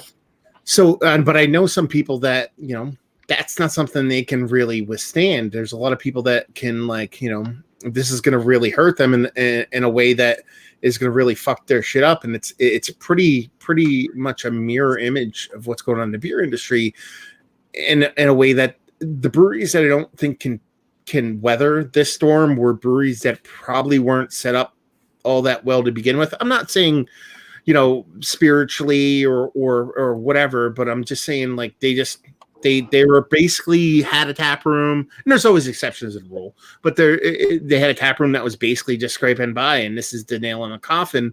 That brewery probably wasn't going to last anyway. I mean, that's kind of harsh to say it that way, but a lot of the breweries that are going to withstand this are breweries that are run correctly. I mean, this is kind of like, someone might be listening to this thinking I'm being an asshole, but I'm just trying to be like honest in that. Like, a friend of mine owns a brewery in Jersey. It's called Carton Brewing, and he's like, he's a great dude and he's gonna be fine, but he planned for shit like this. You know what I mean? And I think that's what breweries have to do. Like, let's put it this way: in New Jersey, his brewery, 70% of his profit came from non-canned products. So kegs going out the door to tap rooms, kegs going out the door to bars, kegs going out the growler stations, sales in his tap room, stuff like that. So, he's cut production in half, and now 30% of his income has now become 100% of his income. So all of his income is now gone to vessel containers, bottles and cans, and then you apply the overhead of delivery, staffing. His staffing has been cut, but he also has to staff people to take orders that he didn't have to do previously. So there's a shift, but he's fine. He's going to function. He's going to make it through, because not that you could foresee shit like this happening, but these are the things that you kind of have to plan for. And have any kind of business, doesn't matter if it's here or not, and you hope it never comes. So if a brewery goes under, there's going to be ones that are just opened. Like my niece and my her boyfriend opened up. He's a barber, she's a hairstylist. They moved in Myrtle Beach. They both built out studio space and opened one day before the shutdown of their state. So they put all that money into a studio. So there's people that are just going to lose shit because of dumb luck. You know what I mean? And that's not who I'm talking about. I'm talking about if you're a brewery that have been around for 3 years and this puts you under, and you have the ability to get beer to people, then it was your business model, not this, that did you under. That's kind of like cold like that, but that's how I feel about it. Well, it's like, you're in a business, you should make like a disaster plan, essentially, contingent plan in case things don't go a certain way. A lot of businesses do plan that out. What Matt was describing, and Matt said it eloquently, and it was great, don't get me wrong, but like summing it up, Darwinism for breweries. Yeah, pretty much. Yeah. Yeah. Or Kevin Hart, you're going to learn today. But it's even like a little bit more like it's not so much survival of the fittest in a strength place. It's just like position yourself to be stable. Like if a brewery dies because of this, it's not because this killed them. It's because their business model was bad, and how they present and how their approach it was flawed to begin with. Yep. Yeah. Minus those, random ones that just it happens. But There's some that were teetering are going to go under. That's, I think, jumping off what Matt says too. So if you see the ones that are like, you know what I mean, like the ones that go under either now or even when we come out of this, to me, those are the ones that were just iffy. I mean, it's back to what Matt's saying. I agree 100%. Yeah, but then you have like when you watch it. Go ahead, Rod. Sorry. No, I was gonna say no. It's like when you watch an episode on Sunday, like I lay around, I'm watching like, let me flip through. Oh, Bar Rescue's on, and you watch it. Now part of it's set up because it's a show or whatever. You feel like some of it's like a Springer type part of it, but at the same point, it's like, how are you running people that actually don't know how to do this or do that? How do you not plan out for these type of things? It's the same thing. It's like you didn't put a plan out there and work the plan. You don't know the industry as much as you think you did, and there's things you should have taken to prevent a lot of this stuff from happening. Yeah, but if you make awesome fucking if you make awesome fucking beer, you have no you're fine. That's it. You know what I mean? Yeah, but let's look at Green Flash. What the hell happened? Like Green Flash was making good beer, and they were but that's resting their laurels. But now they're coming back from it. But at the same point, they weren't prepared when they got hit. So I'm saying, like, if you make awesome beer in this situation right now, Green Flash was like, we make awesome beer, so let's make our awesome beer for 8 million people when their niche was 2 million people. Be like, well, you know, we overshot the room. Like if Treehouse tried to distribute globally, they go under. You know what I mean? But they understand their circumstances. They understand the room they're in. So even though they're a big brewery, you know what I mean? They'll be fine, relatively big, is what I should say. And that's what Tallgrass was about too. That's why Tallgrass said they had issues. They tried to stretch too far. Mm-hmm. I don't even think what Treehouse only is like takeout only, right? Basically, yeah. Well, no, they're delivering now because of all. Oh, they deliver now. Yeah, they're delivering because of this. Because of this, yeah. Because I was going to say their model has probably not changed at all. Right? No, but here's the thing: they've expanded so much. Let's put it this way. So let's for craft breweries, for total check-ins and Untapped. I don't use Untapped, but just as a litmus test, total check-ins and Untapped last year, I think Treehouse was second. Because you had to go there to get their beer. Yeah. No. Think about that. Think about how hard it is to be second when people have to go to your brewery. Well, considering that's what you're saying. Yeah. Now there's, you know what I mean? Like you could accidentally check in a fucking Sierra Nevada. You could be passed out and accidentally hit the button. You know what I mean? Like like Treehouse, you physically have to go there and get the beer. And there's a lot of people that there's the idea, oh, this is rare, so I want to check it in. So there's that mentality. Yeah. But I was gonna say that's part of it. Their production is quite large. It just so happens that people still want to go there get the beer, and it's not so much that they're like a super hype brewery, because there's a lot of breweries that fit the same mold. Is that they make a good product and they're willing to do what they need to do to kind of stem the storm. Where I think a brewery who's like, oh, we can't do this, I think that person's already given up. If a person's like, oh, we can't do delivery, like if a brewery right now said we can't do delivery, oh, it's too much for us, I'd be like, I think you're just fucking taking an easy way out. Yeah. Like no, I'm dead serious. So you're just like, no, I'm just laughing because you're right. It's just like, what do you mean you can't do? You need to do it. You know, it's kind of like if you were pitching an idea on Shark Tank and the Sharks are like, what do you mean you can't do it? Do you not want to make money? Yeah. Do you not want to survive? Yeah. You know?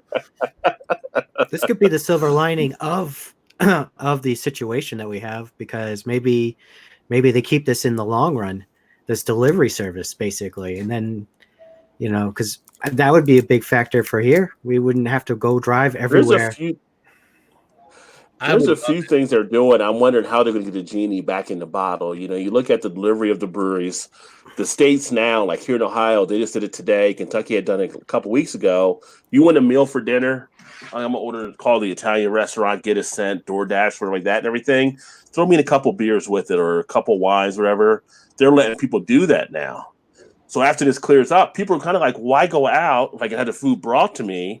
I'm not driving after having a few. I can just sit here in the house. Already in Cincinnati, you can have Amazon deliver beer to your house, and they get to you within an hour. So you don't. It's like, can you get that genie back in the bottle? Because people are going to start getting used to that. Like, that's going to be the issue, because they're going to be telling their legislators, I think, some of the people, like, why do we want to give this up now? It should be a new frontier. I don't think it's a matter of do I want to give it up. I think they have to give up, because almost all these deliveries. But you don't think some politicians might say they might push to keep it? No, because it's all been directed under emergency. Like they declared state of emergency. So under that state of emergency, they basically write all these kind of like, you know, armchair laws, like fucking like scraping a fucking play in the ground during playground football. And they're like, you could do whatever you want now. And then once they strip that back, be like, well, you know, we're in a state of emergency. So next time we're in one of those states of emergency, you're more than welcome to go back to that.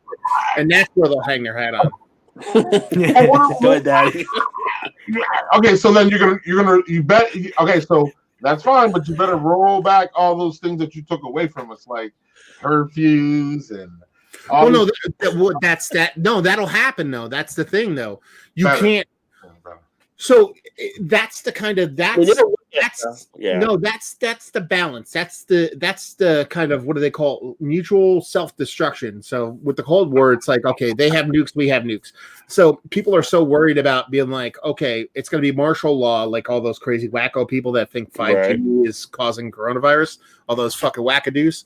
And like those people are like, oh, they're going to take away all your rights and you're going to be in a martial state, and be like, yeah, but beer's being delivered to my house. I'm like, this doesn't suck. But when you go back to, you can't be like, okay, now we're gonna let you out. You can't have the beer, but now you still have to stay home. I don't know. That's martial law. I don't know. I can see a politician, constituents getting people there to argue for it, because it's like, look, you don't have people out there driving on the roads. We have less fatalities because people are enjoying stuff at home. It's opening up a new opportunity for businesses to send this food out or have some stuff there. Now they got more space for the people that do want to come. They can come there, and the ones that stay home, they can stay home. It's kind of like coming out of this right now. People are saying people may get more comfortable again at their house, so maybe theaters won't be as big now because people will kind of get used to being in their home. There are all these people who are binging, picking up Apple Plus or Netflix, wherever it may be, to get more comfortable. Just things like this happen, and society takes a change. It just takes a change, and it'll be interesting to see how the people will react to it. I agree, it's going to change, but like Matt's right. We'll probably roll back most of these, but it brings up a different kind of the same tangent that we're talking about, Rod, which is, again, I want to see a lot of these things honestly stay. And if it's not delivered, how about curbside pickup, or how about contact? Well, it's like I said, like Amazon, right? Like, yeah. How about can any of you guys? And I can just drive off. I mean, some of these little things. I hope that breweries, another one is walk-up pickup. I've never seen breweries are starting to do, like, you walk up like they have a like a hot dog stand. You walk up, order, give you the beer. There you go. If you've ever been to Three Floyds, they basically have that system already. And I like to see a lot of breweries at least keep that thinking when you're making your big new brewery, and I can just have maybe a drive up, or maybe I can just I park in a parking lot. I love your brew pub, but sometimes I just need to get a 6-pack and get home, or get a 12-pack. You walk past I just think a lot of these pandemic things, I hope, get mixed in. I'm with Matt. It's not going to be either or, but I hope some of it stays as a convenience to us and as an easy way for breweries to sell their beer. And we, just to make the beer. Like, sometimes we just need to move beer. Like, it's great to have people come into your pub, but sometimes, you go in a brewery that you like, you see like cases stacked up. Why? Let's move that beer. Let's get people, come on. Like, sometimes, again, I love stopping in the tap room, but sometimes I don't have time. So if I could call you, you can leave something out. I'm on my, it's Friday night. I just got off. The lady's calling me, asking me where I'm at. I just need a 6, I just need a 12, you know what I'm saying? So, I don't know. Some of it can be relegated. Come on, you guys have all been there. Don't even front. I think ultimately it'll come down to the thing. Like, right now, can any of you guys, like, get Amazon delivering beer to your place? No, what are you like? talking You have, so certain areas are already doing different things different because it's by state. Because I'm on the Kentucky side, but if I was downtown Cincinnati right now, well, I don't know how to work now with the whole epidemic, but before this, it was like, oh, I want a 6-pack of Rheingeist to bring me some beer. Go on Amazon. Okay, we'll have it there in an hour. So we were already getting some stuff, but it depended where you were in parts of the country. And what I'm looking at is other parts of the country being introduced to things now that some people might not want to give up, especially since we were doing it some places. So that's the big thing. I mean it'll be interesting. Like, shit, and that's the thing. Shit ain't gonna go back to normal. That's not what I'm saying. Like, it's definitely gonna be different. You know what I mean? When we get out of all this, it's gonna be a similar kind of different, if that makes any fucking sense. And the powers of beer are obviously going to want to make shit to go back to the way it was, because the reason why the people that are in the power that they are is because they control things that they do. But shits are going to change. But you're also, like, for example, this would probably be the best way to put it.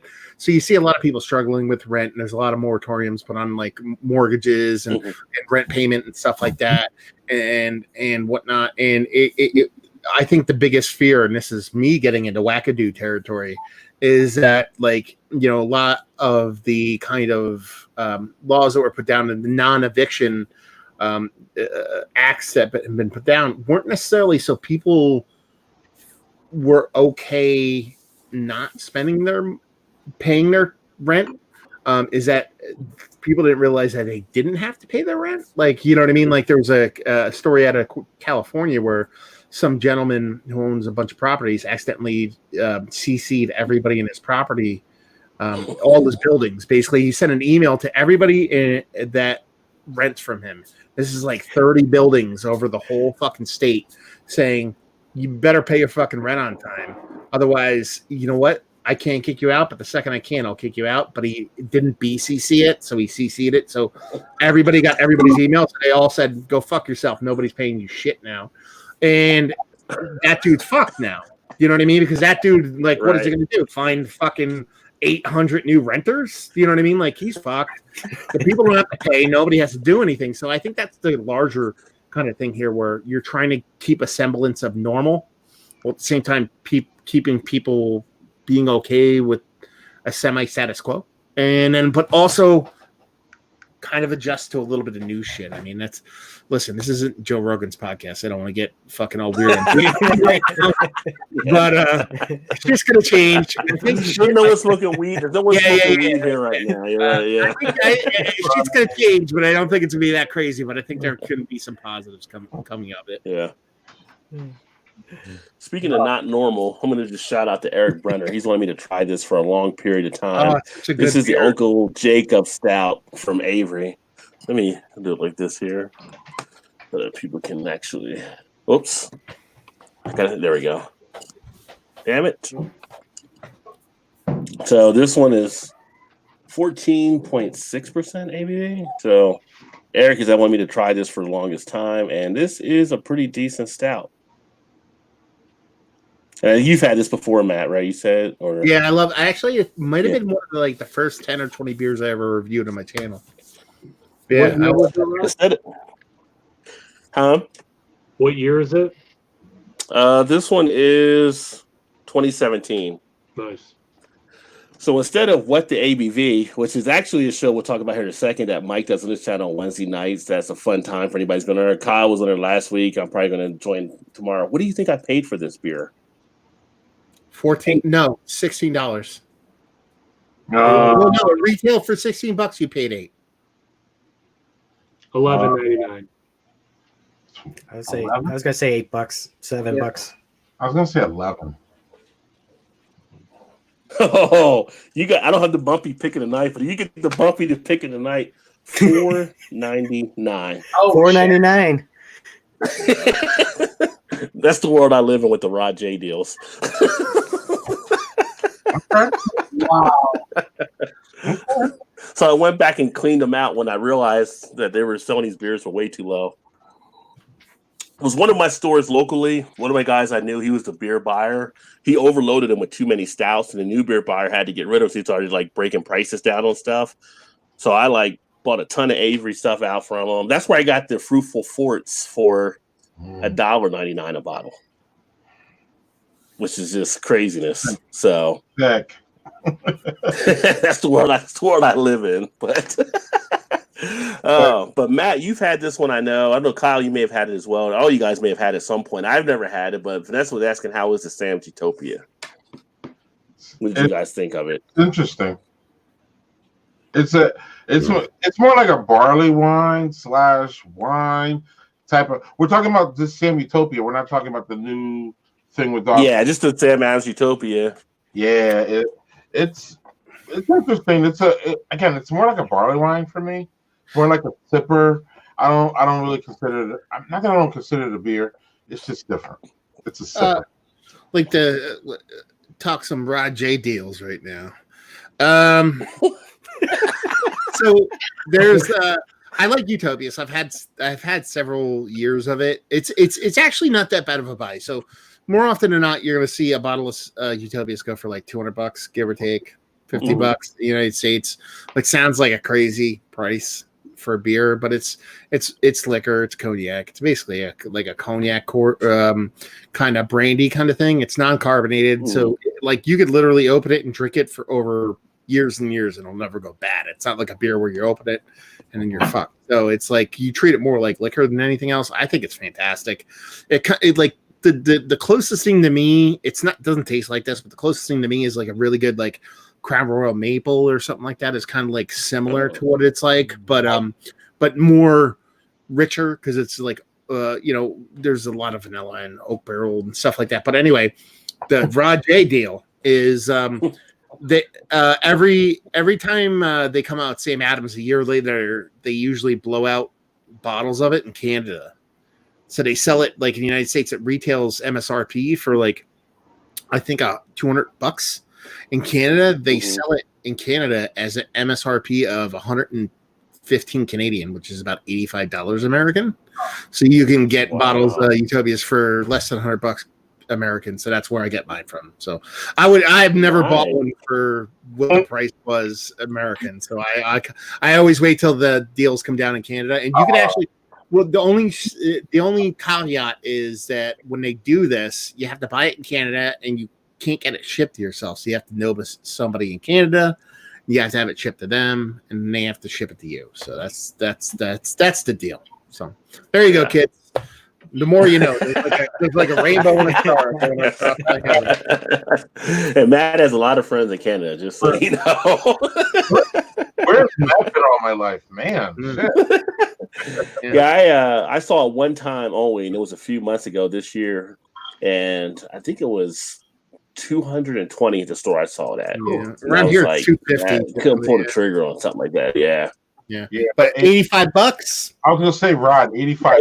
Definitely worth it. Yeah. Actually, after shipping and shit like that, it usually comes out around like $110 because pay for shipping and all that shit. And it's clearly worth $100 in my opinion. Yeah, a few years ago, Mike had mentioned like Jungle Gyms, and one of the ladies I've worked with, her husband had found one at Jungle Gyms, and it was like $80-something. And he's not even a beer drinker. He got it. He just resold it as soon as he got it, but he knew what it was. And she was asking me at work, like, what is this, like Sam Adams Utopia or whatever like that? And I was like, oh, it's like, high price Sam Adams thing, and kind of even a breakdown on it. She's like, yeah, my husband found the store for like $85. Doesn't like beer, but once he saw it, he bought it anyway, and then resold it like on Amazon somewhere for like $200 or something like that. Yeah, that's what it'll bring him. Cheers to Beer Man. Says everyone, great panel. Awesome, happy National Beer Day. Yeah. Cheers, my friend. And if you guys don't know Beer Man does some great stuff. He's actually out in Oregon, so again, he gets some great beers where he's at as well. And then he also said they're craft for sure. That was going back to the Sam Adams, I believe. Beer Man said Avery is awesome, which I do agree. Agreed. Yep, agree. A lot of effing going on this screen. I feel like I'm talking to someone from Jersey. Oh, wait.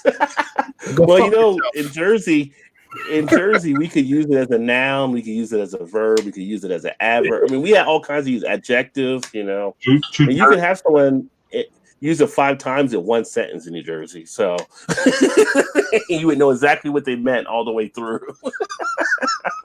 New Jersey. I like it. Yeah. Huge fridge, made it into a kegerator for the patio, could fit 2 more full kegs. Yeah, Vanessa's already got like a fire pit out there. She's putting this out there, and she's also going to make a forge. So she's very active. Right. Nice.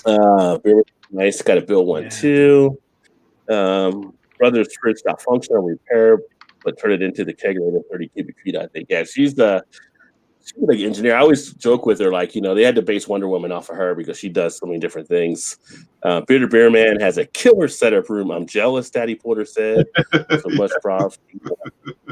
He just sees him getting up, turning around and grabbing a beer out of that fridge. That's why he loves that setup. Yeah. There you go. Like right there. Yeah. He's got that legit beer man sign too. Yeah. Yeah. And then, you got Matt's up here. Matt's got a lot of good stuff behind him as well. That's all empty though. I already drank all that. Well, there you go. Well, see, if Kyle was in his room, Kyle has all full bottles behind him usually, and they're all great choices on stuff. So, see, right on, and kegerator next to the wood-fired oven, beer, breads, and smoked food heaven. So, definitely got it going on there. Guys at 2 fridges, please. Beer Hound's in the house. What is going on? Now, Beer Hound also does a YouTube channel, and he's actually out in OC, so not far from Chugs out there in Southern California. Nice. And nice, I'm from that neck of the woods, living near Astoria, Oregon. And New England is probably high in the list. Connecticut Yankee here. Artie Zombie. Beerman Bro, cheers. And Beerman says, hey to RD. So RD's in the house as well. Beerman said, New Jersey, a-hole, LOL. LA is crazy nuts nowadays. And let's see here. Beerman said he's actually from there, and it's nuts. Yeah. And I feel bad because I always had to try to stay up on the comments best I can. That's because companies running them are usually a company in Europe. We were talking about some of the other companies there. And let me see. I'm going to see, slide down. Blessed to be enjoying Stone Enjoy by 420 this evening. So he's having the Stone by 420. Did you guys pick that up for this year's edition, for this month's edition? I don't fuck From with Stone. Do you guys, how do you guys still look at Stone? Do you even kind of look at them as much now, or they kind of just fell into the mix of everything? Outside of Chocoveza, I didn't really fuck with Stone to begin with. So, as Daddy Porter has a Stone shirt on. Yeah. I'm not gonna lie. I always find them to be over. Oh, they're like more. They're higher priced than everything in their selection. So it's like, and I wasn't a fan to begin with, either. So I'm not really gonna turn the tables when like I can buy cheaper options when I'm still like exploring. You know. Yeah, I used to be a big fan of the Mocha Stout. I was disappointed when they stopped making that one. Chocoveza and Woot is fucking delicious, but other than that, yeah, I like Chocoveza and they Woot put too. way too much. Yeah, I like they put hops and shit. They're like, "Hey, we're making a Belgian quad. Let's dry hop it." Like they're like, "What the fuck, dude? Like, what's your problem?" Like, seriously, like they're like, "Yeah, let's make a fucking Doppelbock. Like, let's put Cascade in it and be like, go fuck yourself." Well, he's BeerVentures. What do you expect? It's like dry hop it. Hey, I got a Stone IPA, double IPA. What is it? Fear the Lions. Oh, here we go. Oh yeah, I've seen that. I haven't tried that one. Shitty, yeah. Yeah. Yeah. I agree. Totally. I finished it, but It's funny when you said dry hop it. It's made me think of Dave Chappelle. Like sprinkle a little crack on them. A little comedy. Make it sprinkle. Yeah. Oh, Kyle, show that glass you got. You got that glass there with you? Oh, no, it's 2 floors down. Sorry. Oh, okay. He's got a Tyrone Bigum's glass that he uses for some of his beer reviews, which is hilarious. That's awesome. Yeah, Yingling or however it's spelled, man. I wish it would distribute out here just so I can try it on the West Coast. Yeah, I think Yingling is still only like 23 states, maybe. Like, they're obviously in no rush, the oldest brewery in the country, to get everywhere. I thought it was. But we just got them in Kentucky like last year. Yeah, I thought it was less than that. But you're right. There's a lot of them from the East Coast. Yeah. Yingling has a brewery. Their largest breweries in Florida now. So a good portion of Yingling actually comes out of Florida, but it's definitely still an East Coast thing. But yeah, it's just so many people drink it. Like people that live, like I grew up in Pennsylvania too, and Eastern PA, and it's like my brother-in-law is like he's into beer now just because I got him into beer, but like the best time I ever had with him ever was when we went up to Massachusetts. And he went to a bar and he said, "Can I have a lager?" And they're like, "Okay, what do you want?" He's like, "A fucking lager." Like, because he was from PA, he never went anywhere before. And in PA, you say lager, you get a Yingling. Yep. So he didn't understand that concept. So in Massachusetts, they're like, "What? Which one?" He's like, "Fucking lager, dude." It was like, "Who's on first?" Right. And he's like, he almost got into like a fight with the bartender, and just give me a fucking lager. And the bartender, legitimately, he's like, "Dude, which one?" And in his eyes, there's only one, and it's Yingling lager. So, yeah. It's kind of like I was recently at the Guinness Barrel House, and I was also there with the Beer Blogger Conference. We were there before they opened, and it's just like when people roll up and say, "Give me a Guinness." They're expecting a stout. They're expecting a dry stout that we all get on nitro and all that. And it's just funny now that Guinness is, they're trying to branch out here in America to be more than just that stout. But that reminds me of that, that regional, or it's regional for the lager thing. But again, when you say Guinness to people, they don't think of it as a brand; they think of it as one specific beer. Yeah, it's true. Yeah, I need to go to one of those blogger conferences. Every year I look at to see where they're at. I haven't gone to one yet. I need to though. RJ, we gotta do the beer blogger, Beer Now. It's great. You'll love it. See, all you guys. They always have a great program. I think last year they brought in Sam from Dogfish Shed at the one they did. Yeah, where they were located at as well. Yeah, we were at Dogfish Shed. Yeah, all you guys should look into it. It's fun, great time. It becomes. They actually give you a good deal if you got like social media or something too, as well as like all the stuff you go to. Yeah, it basically becomes the biggest bottle share ever. I mean, it's amazing. Trust me on that one. Yeah, one of the things on my agenda is to actually go to Dark Lord Day. I don't know if I'll leave because I know Dark Lord Day, from what I've seen, it kind of knocks you down on your ass when you're there. From a lot of the pictures, but I definitely go to Dark Lord Day. Right. I have mixed feelings on that one, but we could save that for later. BeerVentures need to make a trip out to the east after the crap ends, of course. Yeah. Barstow, we have Yingling on draft all over here in South Jersey. Yeah, that's what I say. Growing up in South Jersey for me, and then going to West Virginia where I went to school, we were 75 miles south of Pittsburgh. We had Yingling there, so Yingling was always something that goes back. Let me see here. Try to skip down to some of these. Zombie was asking earlier what everybody's having to drink tonight as well. I'm gonna have to bail out. I gotta go play a parent for a little while. So thanks. Gotcha. Well, thanks. Hey, thanks for joining. You guys make sure you check out Bearded Beer Man as well. Yeah, RJ. I was gonna. I have to. I actually planned a Zoom meeting for my group like a half an hour ago because I didn't know you run these long ass streams, which I love. I go as long as the train is. I run an hour stream and I think it's too long. But before I leave, can you guys tell me about what's going on with Beer Chugs tomorrow night? Sure. Oh yeah. So let's bring it into Beer Chugs and go ahead, Mike. Yeah. So tomorrow at 6 p.m. Eastern time. Or not 9 p.m. Eastern time, 6 p.m. Pacific my time. I do a game show called What the ABV, and basically what I do is I give you the title, the brewery, location of the brewery, the description that I find on tap.com, and all the participants have to guess what the ABV is of the beer, and the person with the lowest margin of error wins the beer round. We have 10 beers in a round, and so it's a lot of fun. That's fun. Where do I find that? Second place the second round. Say what? Who came in first place first round and second place second round last week? You were a champion, I believe, in the first game, sir, and I do believe Rajay previously is a 3-time champion. Oh. 3 times. I'm like Ric Flair. 1, 2, 3. We're going for 14, baby. Where do I find the show? You find it at beerchugs.com.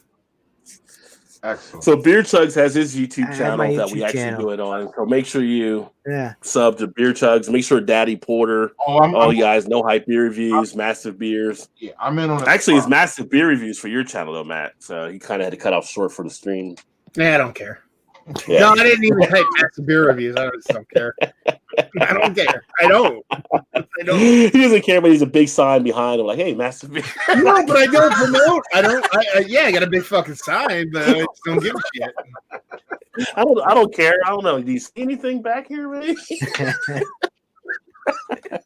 I ain't got a throw thing in the bottom that says "Get your beer on." So calm down. I just feel honored that Matt is one of the OGs. Like he was doing this for a while, even before when I first started getting in. He was already like packing people in and breaking down beers and one of the guys I always checked out. So Matt's been doing this for a while. Before it was cool, right, RJ? Yeah, before I even knew what you even was, Matt was out here doing it. It's still not cool, so I don't even have any idea what you're talking about. No, technically I was doing it. We're all doing it before it's cool. Yeah. Well, Well, one more Can't plug argue with that. before I leave. You join my live stream this Friday at 9 Eastern, 8 Central. Yes. So Daddy Porter, his show, his channel, 9 o'clock Eastern. Friday. I'll be the guest on there talking beers over at his channel. And that's always a good time. It's him and Doug, and we'll break down some different things. I have no idea what Daddy and I'm going to ask me, but we always have a good time. It was good last time. Yeah, we're just drinking on a Friday evening. That's really the show. Nothing more complex than that. Nor should it It's be. pretty entertaining. It's pretty entertaining. Rod, thank you. Matt, it was excellent to meet you. No hype. Good to meet you, brother. I'm on your show tomorrow, or I'm not on it, but I'm going to be on it on YouTube. No hype. I'm going to look you up. Thanks, fellas. It was awesome. Very good to see you. Thanks, man. Appreciate you, Greg. Cheers. Cheers, brother. So let's see here. So is anybody drinking anything? I know Matt just poured a Miller Lite there. I Fuck saw. yeah. Fuck yeah, motherfucker. Kyle, did you finish yours or are you still drinking something? I finished mine. I got to get going too. I just didn't want to step on his toes as he was signing off. But Rod, thanks for having me.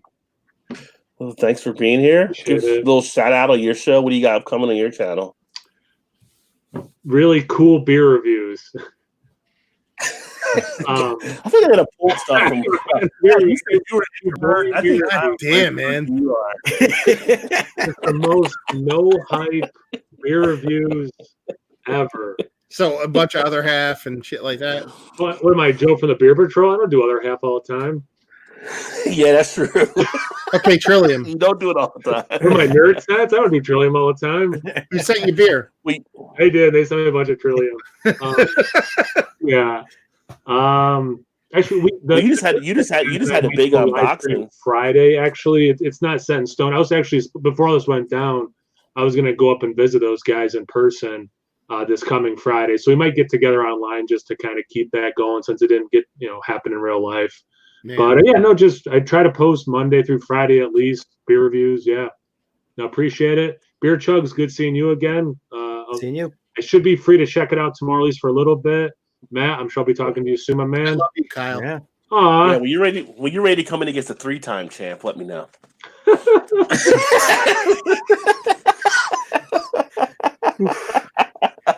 Some high heat right there. Some chin On music. that note, I'm out. Bye, guys. That's funny. Let's see here. Yeah, so I'm just finishing Uncle Jacob's stout right now. I don't know if Mike, if you have anything there. No, I finished mine. And, All right. And then Interesting. I wish I had something fancy pants. you do in your house. You just don't want to go get one. It's out there, man. I don't feel like going back to the basement again. Bart was saying he likes the Yingling Premium, which is actually their budget beer. I haven't done the premium. Lycian, Contact Haze, Hazy 6% ABVs. I'll tell you what. Right now, as far as Yingling goes, I'll make fun of them. I'll shit all over them and have fun with it. They made I think it was like a 4%, 4.5%, like sub 5% porter made with Hershey's chocolate syrup. It was a chocolate porter that was low ABV. That was fucking amazing, dude. It was fucking awesome. So take it forward. Yeah, I was able to get that over at Jungle Gym because you had to go somewhere to get it where it was on keg, and they had it there, and it's like, well, give me a crowler of that. I'm taking that home with me. So yeah, that shit was delicious. It was really good. It was thinner than I usually like, but for me, but it was like East Coast, 4%. That's the thing. Well, it was thinner, but it was only. I think it was only 4%. I'm not going all PA Brew News. I was just saying it was just a little thinner than I usually like. But for me, growing up in New Jersey, that Hershey's chocolate flavor came through so nice. It just brought back nice memories from being on the East Coast. Yeah. That sounds great. You thought he would go PA. If you PA Brew News, for people that don't watch, he has a problem with thin beers a lot of the time. It's a bit thin. It's a bit thin. Oh, let's see. Beer saying he wanted to try because he can't get them. Oh man, I missed out. I don't know if Rick, you're still here. Rick's Barbecue and Specialties. Thanks for swinging by, Rick. If you guys haven't checked out Rick, if you like barbecue and grilling, I would definitely say check out his channel. He was grilled earlier today, and it looked delicious. He's making some ribs, and I was just like Homer Simpson there watching the video, like getting hungry for it. Oh, see, whenever on morphine, they're also injecting Demerol and Valium at the same time. It kind of makes your brain tell you can run a marathon. That's what Vanessa goes through a lot of different treatments there too. So she's a bionic woman. And next up, Beer Hound is going Sierra Nevada Hot Bullet IPA. And I will say that was one that I actually did like from them when they brought it out initially. It was better than I thought it was going to be. Is that their like hop oil one where they use like a bunch of hop oils in it or some shit like that? It is definitely something like that. Yeah. I think. Yeah. Because it blows up in your face when you crack the beer. Like when I had that versus when I had the little hazy, it was like, okay, this is more your speed. This is what I expect from Sierra Nevada, like the hot bullet. The little hazy was like I felt like they were just changing to do like a hazy type beer. Yep. Absolutely. Let me see. That says how to pack and ship beer. Oh, there's ways, my friend. There's certain services you may want to use over others. That'd be a great show.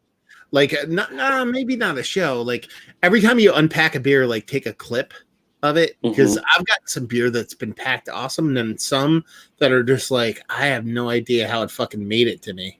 My camera's knock it out here, guys. I don't know what's going on.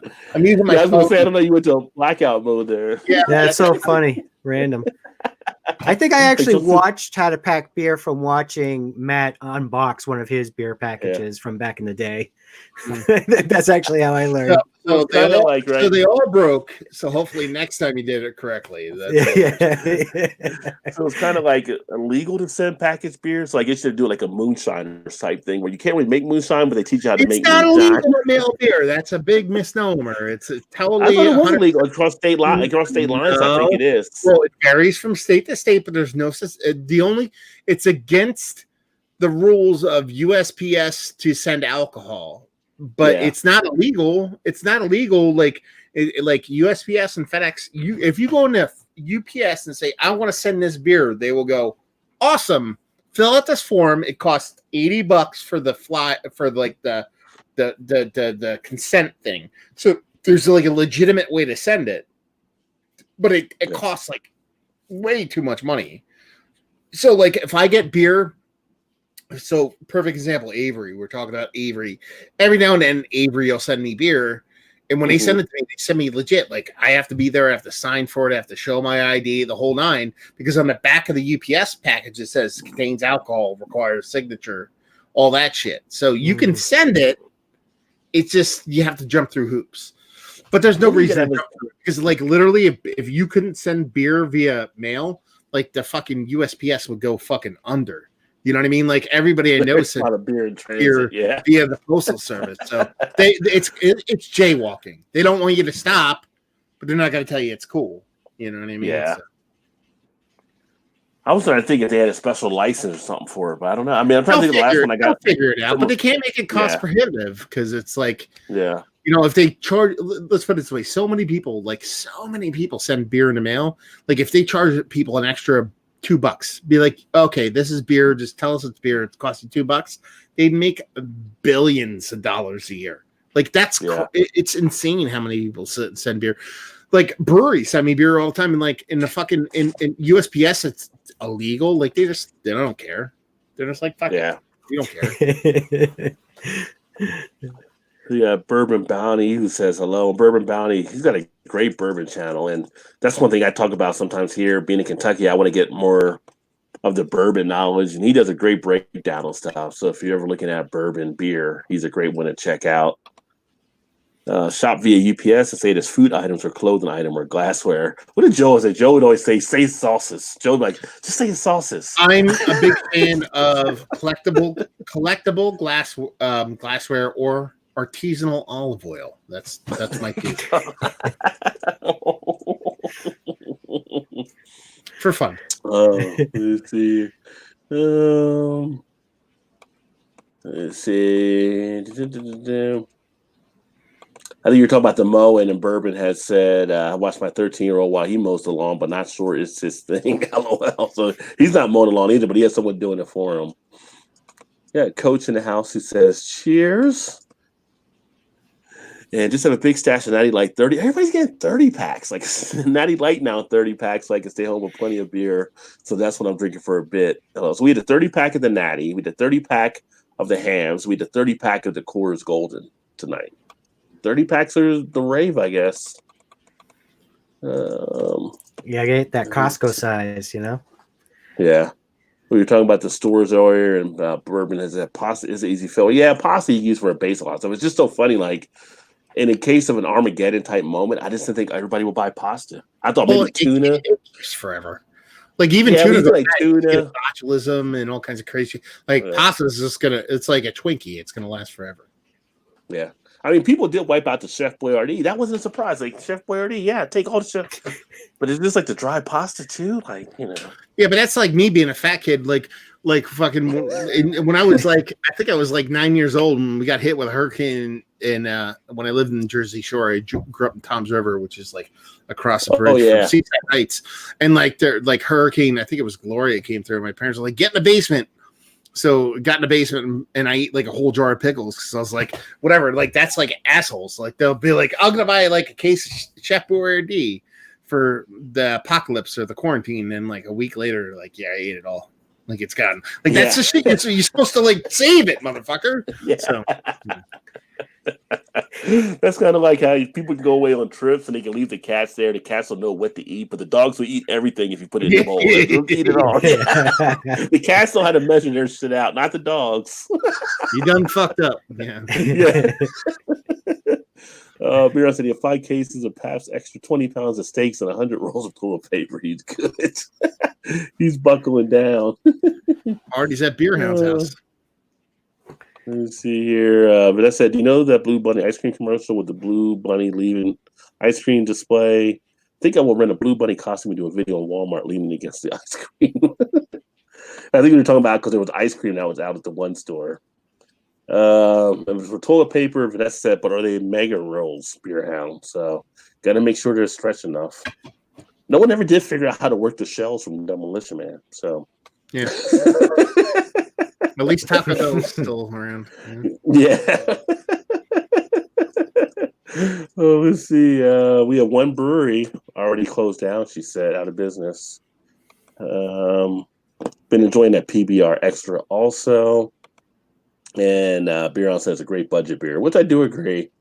Yes, it has a nice kick to it. And then Beerman also said he had to parent and stuff. He also said he had some issues with the Wi-Fi too. I think when he was going back and forth before that. GSHL TV out of Canada, great little channel. They party like every night, I think. So says Legend. No, those guys are all legends out there. They do like a big overnight stream. They just get after it. Quite a few company and corps going under after this. Methinks. Yeah, there's going to be some stuff happening. You know, it's not just like the breweries we talked about, but some of like the mom and pop restaurants, they might struggle. I think some of the stores can weather it, possibly, depending if they get these budget loans or whatever they're supposed to be getting. But restaurants will be interesting as well. Economy going on to obtain reach, you have to corporatize. Once you corporatize, you lose control over the craft part of the brewery. You get a bunch of red tape, focus groups, and shit. The best example I can think of is Ben & Jerry's ice cream. By all accounts, they were the best thing that anyone had tasted. They both lost control over the company. Now they are just real decent. Yeah, well, yeah. I used to love some Ben & Jerry's, though. I don't think I've had that in a while. Star Trek transporter would be quite handy now. Most of the wackadoos also spell a martial law as well. Yeah, that's true too. We were talking about that over that. Yeah. Shout out to Lee Russell. Just seen that John Premium. No, shout out to Patton Oswalt. He stole that. Is that who came up with it? I thought. Oh yeah, Patton Oswalt. He pulled that from Patton. Yeah. This is, I want to see them stay too. I also love to go into the brewery to eat and chill, so it definitely gives them another way to get more business. Yeah. Attorney General did request removal of writ of habeas corpus, so they're looking and doing something there. She's actually in, I want to say Vanessa's in Connecticut where she's at. You should be able to legally ship beer to the public. Yeah, Kentucky, you can't ship alcohol in. And we did for a period until they had Austin, Texas bomber. Remember that mail bomb and shit they had down in Texas? And then the governor at the time changed it where you couldn't get alcohol sent into the state again. Like, that had nothing to do with alcohol. That was like a bomb or blowing up shit. But now we can't get beer. Some breweries can't sell direct due to contractual obligations in a local area per contract. They would have to charge more than you can get at the grocery store or other. Yeah, well, that's because it's the way the states are writing it up. Well, I Certain know rules, of course. New York. I know New York for Kyle, for example, he got like a brewery to deliver his house. In order for it to be legal, it had to be a food delivery, so they threw a 25-cent bag of Cheetos in the box. So like they charged him 25 cents for a bag of Cheetos, and then he can get $60 worth of beer. Yeah, that's awesome. Yeah, certain rules, of course. You don't want to ship to a 16-year-old, right? And not compete calls. Love me some Joe Rogan. Yeah, Joe Rogan has a great little podcast. I don't get to catch it as much, but he has some great guests and some great conversations on there, I would say.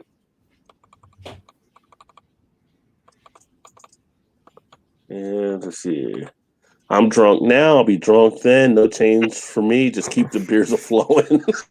That's good. That's my mantra. Gilbert heard me say $1.99. Yeah, $1.99 for the Fruitful Fort. And Vanessa said 4 Dragon Stouts. Locally for her would have been $19.90, but she got them for $7. So you know what? That is pretty much a Rod J deal. If they were $19.90 regular and you got them for $7, yeah, we're going to put a Rod J deal stamp on that. Beerman said, I'm going to Canada. Hell yeah, under 100 for the Utopia. A lot of Utopia gets sent to the LCBO and sold cheap. Yeah, LC Liquor Yeah, Control Board. Gilbert takes advantage of that probably. Yeah. Yingling is sold alongside Coors, Budweiser, Miller. It is okay, but not all that. Hashtag facts. Bearded Insomniacs need long streams. We appreciate that. Yeah, Vanessa suffers from insomnia. She always hangs in with us throughout and everything. And hopefully you'll get a break and be able to get some rest here at some point for sure. Beer Chugs, I enjoy your What the ABV. I told you back then you were on to something. So it is a fun show. Yep, it is a fun time for sure. Beer House at the Stone By isn't what it used to be. Yeah, like I said, sometimes I feel like Stone just isn't putting out as quality as they were before. And then Great Cook Levers, he's still there. He didn't leave the brewery. He still exists in the environment of the brewery, but he's not like there. He's not there, but he's there. Like a fart. Mm-hmm. Yeah. he's melting on Office Space. Like no one told him yet. Vanessa, you have a math teacher watching your show, so they must be cool. Yeah, of course. Appreciate you watching all the time, Vanessa. Already said we all love Miller and Rod. You're WVU guys. Boo, we are Marshall. LOL. I didn't know you were Marshall, but yes, I am WVU, and Marshall was I won't say our little sister school, but little brother school, so to speak. So you're either green and white or you were blue and gold. Nothing wrong with that. And when Marshall had the plane crash back in 68 or 69, whenever it happened, they lost their football team. And so they had to go through a whole rebuilding the program. At the time, in the early 70s, Bobby Bowden was actually our head coach at WVU before he went to Florida State. And he actually helped Marshall get their program back up, which was pretty cool. Oh, Daddy Porter said, can't wait to watch Beer Chugs going forward. Yeah, so there we go. Yeah, it's a good time with Beer Chugs. And that being said, I'm caught up on comments, and Matt disappeared again. I was going to say, we'll go ahead and get ready to wrap up so you guys can get some rest here. Yeah, my camera's fucking up, so I'm going to take off. Yeah, but thanks for everybody that tuned in, everybody that commented. Thanks for you guys for being on here. It's been great having you on, Matt. Mike, it was great having you on as well. Everybody else here earlier, Beer Man. Awesome. It was just an awesome night. Daddy Porter, no hype. I hope you guys have fun. Got to kick it here for National Beer Day. Oh, I never did give the National Beer Day breakdown. So anyway, before we go, National Beer Day is celebrated in the United States every year on April 7th, marking the day that the Collin-Harrison Act was enacted after having been signed into law by President Franklin D. Roosevelt on March 22nd, 1933. This led to the 18th Amendment being repealed on December 5th of 1933 with the ratification of the 21st Amendment to the U.S. Constitution. April 6th, the day prior to National Beer Day, is known as New Beer's Eve. Upon signing the legislation, Roosevelt made his famous remark, "I think this would be a good time for a beer." The law went into effect on April 7th of that year in states that had enacted their own law allowing such sales. The beer could contain up to 3.2% alcohol by weight or 4.05 by volume, compared to the 0.5 limit of the Volstead Act, because 3.2 was considered too low to produce intoxication. So there you go. That's how we got to the National Beer Day. And that's why you hear 3.2, like the states that had, like Utah and them used to have it back then as well. That's where it comes from. So it was basically, it was like to say it was a session beer. So you could do a session beer and it wouldn't be intoxicated. Now, if you did like a 12-pack of them, it might catch up to you, I guess. But that being said, Matt, anything upcoming on your channel? Anything you want to let people know about? I don't know.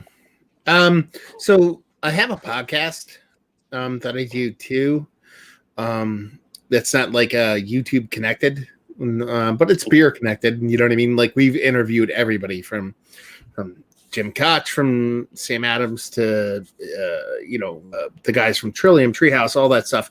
But it's a podcast format, and typically it used to be an actual radio show, like an FM radio show, and then I moved to the podcast.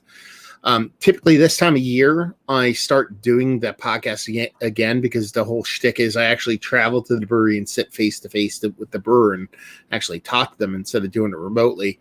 With the COVID thing going on and all that kind of stuff, it's going to be pretty hard to do that. So I think I'm going to start doing the podcast on YouTube, like actually do like a video connect with brewers and stuff like that, and actually start doing interviews on YouTube and then syndicate it to the podcast itself. So I've been doing a bit more of the live stuff and probably start doing like brewer interviews, like 3 or 4 brewers lined up and stuff like that. So, if you go check out my channel, I curse a lot and I talk about beer. I don't rate them, and I talk to brewers, and that's it. I don't know what else to tell you guys.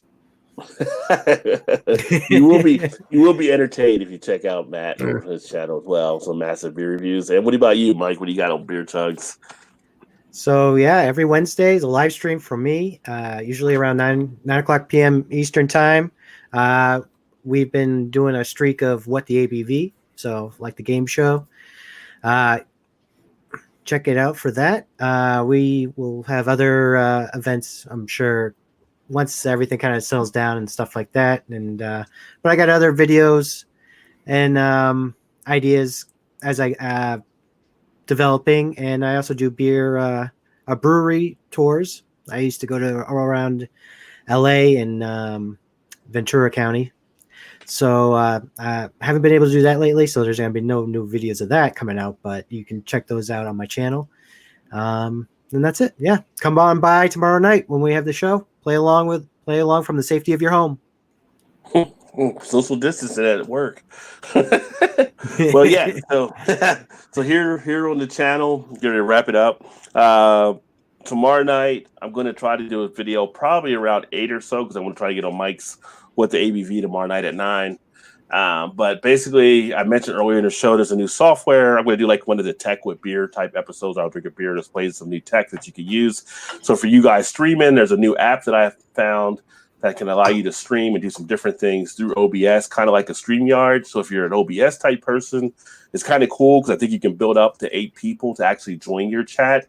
And then you're also able to put in, some people like to use sound effects and stuff. Well, since you're doing it through OBS, you can play sound effects through the OBS system and videos, all that kind of stuff without having to go into StreamYard and put share audio and video type stuff. So I'm going to try to do that tomorrow. If it's not tomorrow, it will definitely be by Thursday night. We will have the Beer Flow show. So that's every Thursday at 9:15.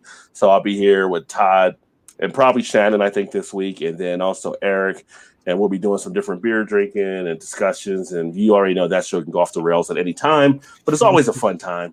And then we'll see what heads into the weekend after that. But thanks for everybody that tuned in. We always appreciate you. I don't have Eric here, so there's no PSA to give except just don't drive drunk. Or I'm going to send Eric by with an aluminum bat with barbed wire to break your kneecaps. So that's kind of the Jersey PSA there. Thanks to all the guests that were on here tonight. Thanks for all you that watched. And I will look forward to catching you guys next time. Keep drinking those good craft beers. Remember, there's always time. Get your beer on. Cheers, everybody.